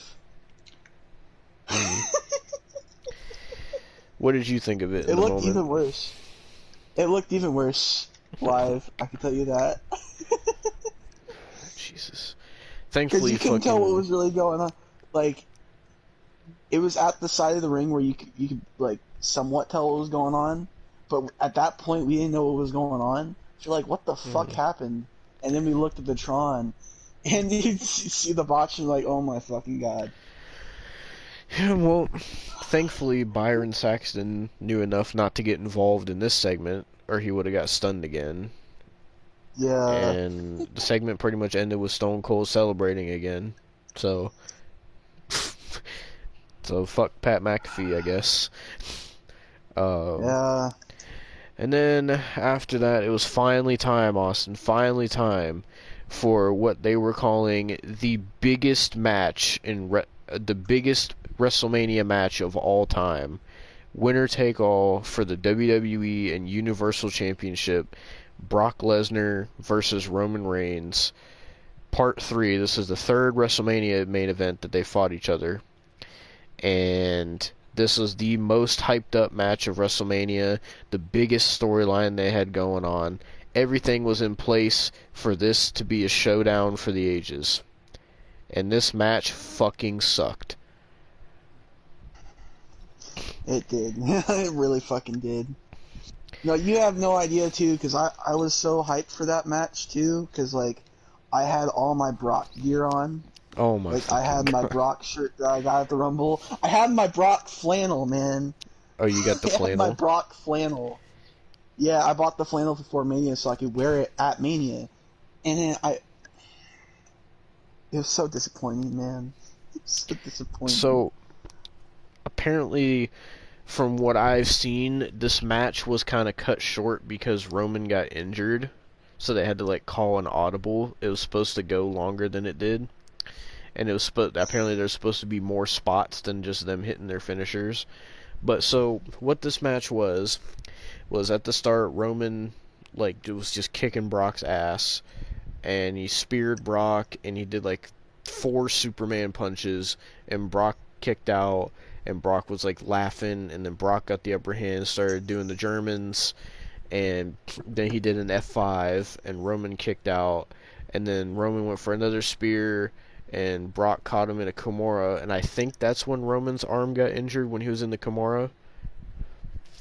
Yeah. And then after that, like, Brock tried to go for an F5s, like, several times, and Roman kept countering, and then Roman hit a jumping spear, 1, 2, 3, and that was it. All that hype for just such a flat finish. And, to be fair, Brock beat Roman the past 2 times they faced at Mania, so I guess Roman finally got his win against Brock, but it was just, it had so much hype, and it was just like, it was one of those things where the journey was better than the destination, you know what I mean?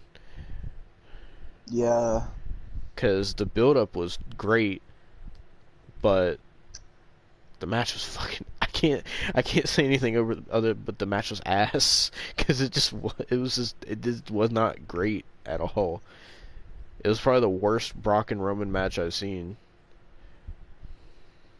Yeah. It was pretty bad. But after that, it was over. Yeah. And so apparently you were talking about people retiring earlier and stuff. So I heard that apparently this was Brock Lesnar's last match. Don't know if it's true, but apparently from what I seen, apparently after this match, when Brock went backstage, he said, "I quit." And so I don't know if this is actually going to be Brock's last match. Apparently Brock said after Mania 36, where he lost to Drew, he said that was supposed to be his retirement match, but they convinced him to come back. So I don't know. And you know what's also crazy, Austin? It's been now exactly 10 years since Brock came back to WWE, because he came back like April 2012. I don't want to think about that. Stop. Stop it. Like, it's crazy to think that he had a 10-year run. Like, it doesn't feel like it. I don't like it. I don't either. Who would have thought back in 2012 that Brock was gonna, like, when he came back, like, who thought that at that time that he was gonna be around for 10 years? I wouldn't have thought that. But yeah. I mean, honestly, like, I love, like, early on Brock, but I gotta be honest, like, this run was probably his best run that he's had. Through the fucking Suplex City shit, and the fucking Party Brock shit with the boombox, and the fucking, just, the ending the streak, and becoming the first, well, not first, but, having the whole fucking Suplex City thing start, and being WWE World Champion multiple times, and Universal Champion multiple times, and main eventing WrestleManias, and winning the Rumble again, and winning the Money in the Bank, like, winning an Elimination Chamber, which he never competed in before, and all the way till now, like, with the fucking Farmer Brock gimmick, probably the best gimmick he's ever done. Like, it is really crazy, like, his run that he's had the past 10 years. But, if Brock really is done, then that sucks and makes me sad.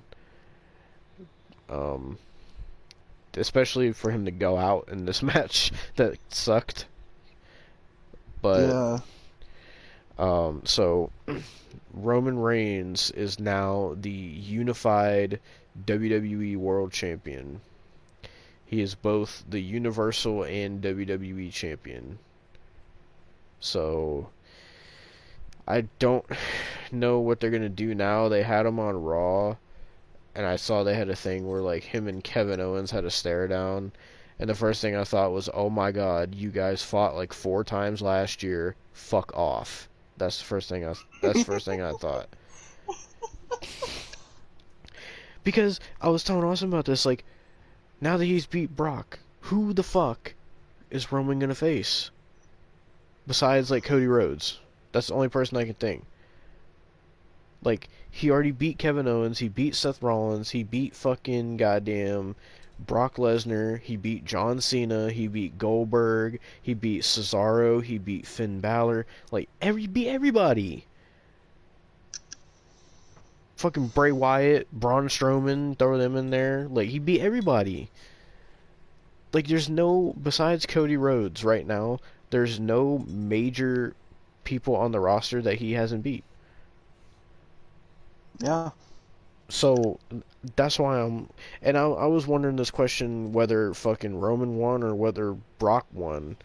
Like, I was gonna ask the same question if Brock won, because I'm like, well, obviously there's people Brock hasn't faced, but, like,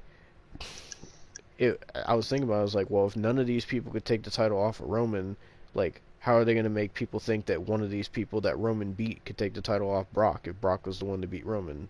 So, like, I don't know what they're going to do with Roman now, because spoiler for Raw after Mania, Cody did a promo talking about the reason he came back is for the WWE Championship.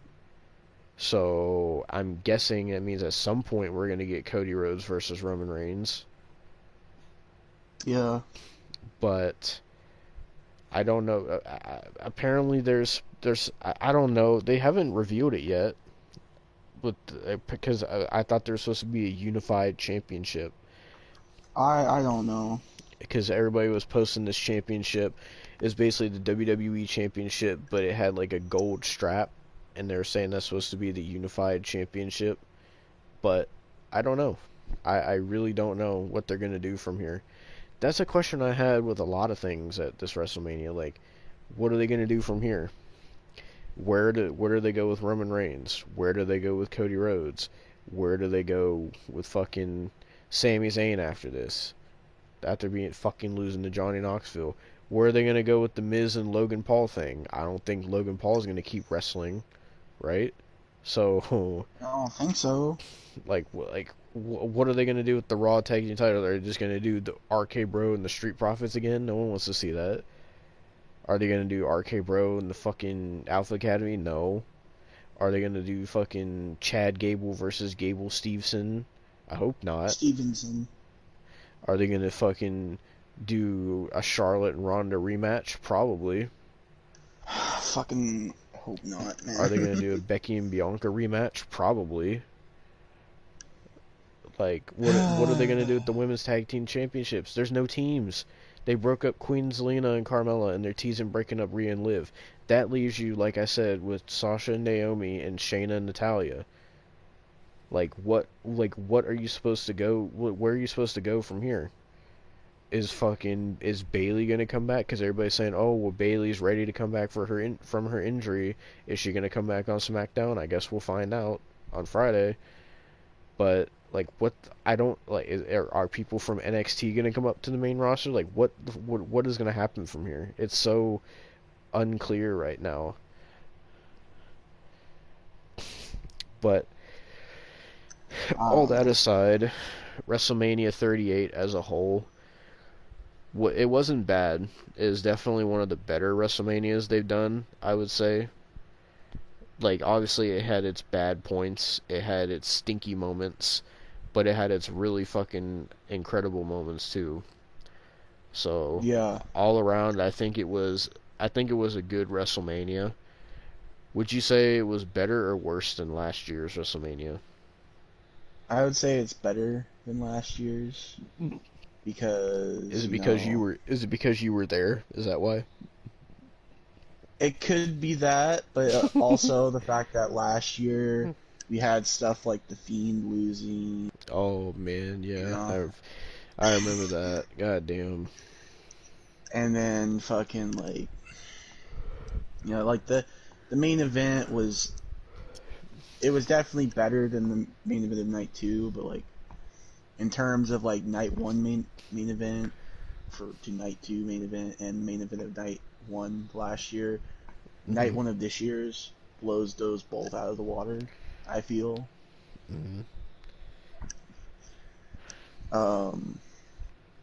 Just AJ Styles wasn't just in a tag team match this year.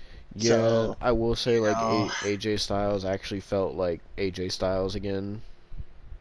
Yeah. Rather than just here's AJ and Omos, the tag team that no one fucking gave a shit about. Yeah. I felt like this is a lot more of an important WrestleMania as well. So I did see people saying they're saying that for this WrestleMania, WWE focused more on sports entertainment rather than like the person said they're like I'm glad WWE focused more on sports entertainment this year rather than trying to pander to the indie style of wrestling or something like that, they said.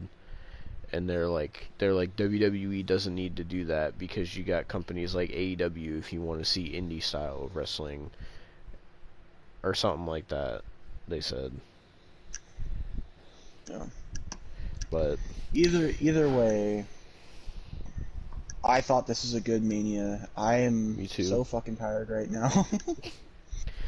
Like, it was better than I thought it was going to be. Night 1 surprised me with how good it was, and Night 2 kind of disappointed me because I thought it was going to be better than it was. Like, the things to watch back from this WrestleMania: Cody's return, definitely. AJ and Edge, definitely.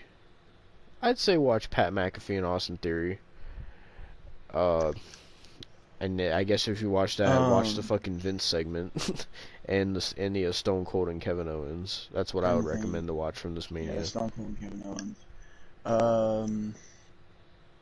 I'm trying to think of what else there was. If you probably watch it, be good. That's all I fucking recommend. The Logan Paul match. Yeah, I guess Logan if you Paul want to match. see Logan Paul wrestle, yeah. Apparently, I mean, saw it was that, better than all of this. I saw that Dominic's gear in that match, I guess it's a tribute to Eddie Guerrero. Because apparently, like, Eddie wore something like that in ECW or WCW or something. I don't know what the fuck Ray's gear was supposed to be a tribute of, but I don't know why fucking The Miz and Logan Paul were dressed up like they were in the fucking B movie. I don't know what that was about. I genuinely, I don't know why, but when I saw Ray and Dominic's gear, I thought of Alberto Del Rio's like Next America flag. Oh my god. I was like, are they trying to pay homage to Alberto Del Rio? I'm like, what the fuck are Jesus they wearing? Well, I think that about does it for our WrestleMania 38 review. So overall, how would you say the WrestleMania experience was being there live in person compared to just watching it at home every year?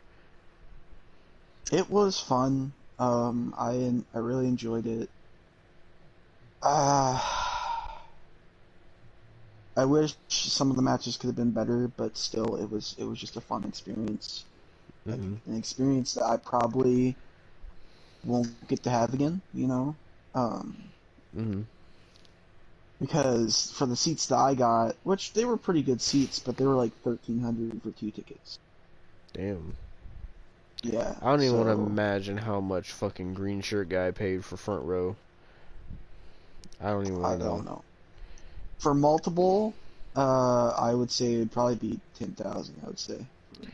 Oh man. Jesus. Well, that was our review of WrestleMania 38, Night 1 and Night 2. I don't really know what our next wrestling review is going to be. I don't know if we'll talk about WrestleMania Backlash, because that's the next pay-per-view. I genuinely don't know. I don't want to talk about WrestleMania Backlash. I don't want to talk about it's probably just going to be rematches, I imagine. Unless, like... I mean, the only thing I'd be interested in is if Cody has some kind of match on WrestleMania Backlash. But other than that, I don't really care. But yeah, so I don't know when the next wrestling review of like something current is going to be after this, but I guess we'll see whenever that time comes. Yeah. But yeah, I guess to mention the Raw after Mania, it wasn't that great either. Cody had a good promo. Veer Mahan finally showed up. Oh, by the way, I saw Fightful made an article, and the name sounded really sus, and they didn't mean it that way. It said like Veer Mahan comes very hard on Dominic, and then like takes it to Rey Mysterio or something like that. Yeah, there was some like for some reason, like there were some girls that were putting their names on like Dominic's name and shit. Oh my god. Yeah. So people simp for Veer Mahan. Yeah. But I mean, I'd say the Raw after Mania was not what it was hyped to be. Like, I even saw in the break room at my work, they were playing commercials, and I thought it was for WrestleMania because they kept showing WrestleMania, and then at the end, like, the guy was like, the Raw after WrestleMania this Monday night at 7/9 Central. I'm like, really? You're advertising Raw after Mania, not WrestleMania? Like, what the fuck? But yeah, like usually they hype up Raw After Mania to be like, oh my god, it's the Raw After Mania. It's gonna be so insane. You never know what's gonna happen. And this Raw After Mania just sucked. Vince said Ezekiel. And then ended it. Yep. Oh, by the way, did you see Ezekiel took over Elias's Twitter account because he said, "Hey guys, Ezekiel here. I'm taking." Oh, he said Elias is gone, so I'm taking over his Twitter account, and then he was like, "This is his younger brother Ezekiel, by the way."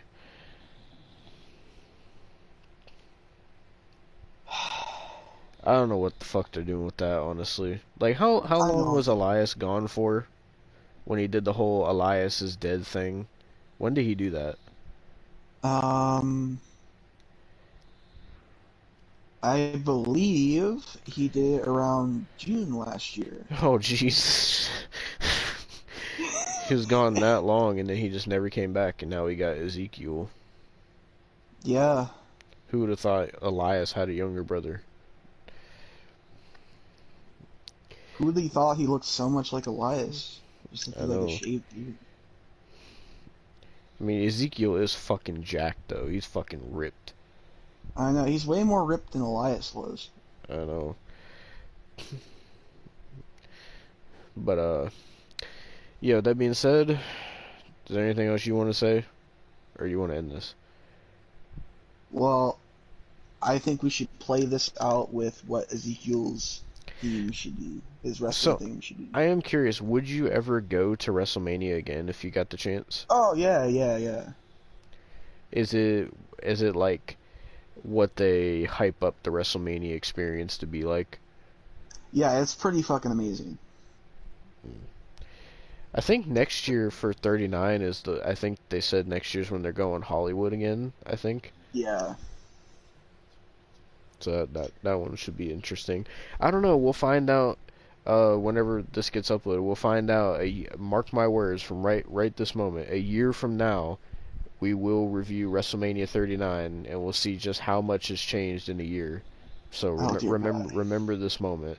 Either it's gonna be better, or we're gonna be pretty pissed. So we'll see what happens in a year from now. We're gonna play this out with what Ezekiel's theme should be. There will be no stopping. It's when you go harder than somebody, man. This right here is domination. Thank you for watching, ladies and gentlemen. This has been your review of WrestleMania 38. It's good to be back. Fuck my life. Peace. I dominated.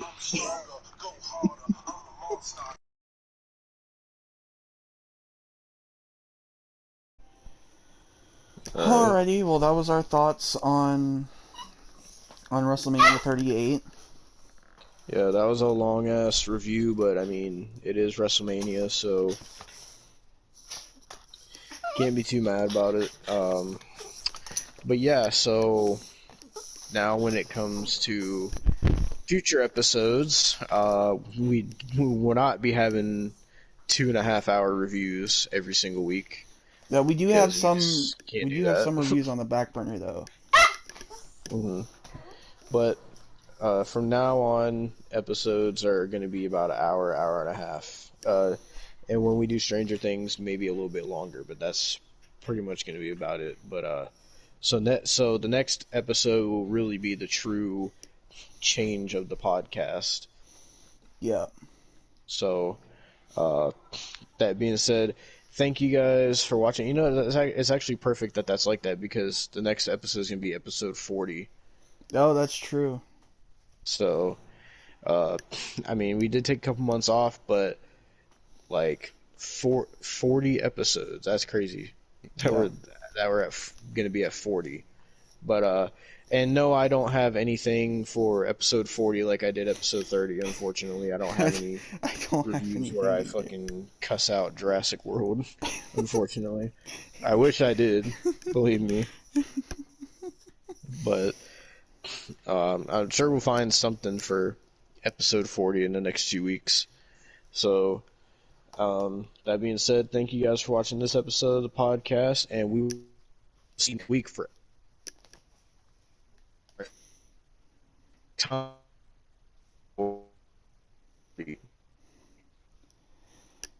Yeah, you cut out that entire time.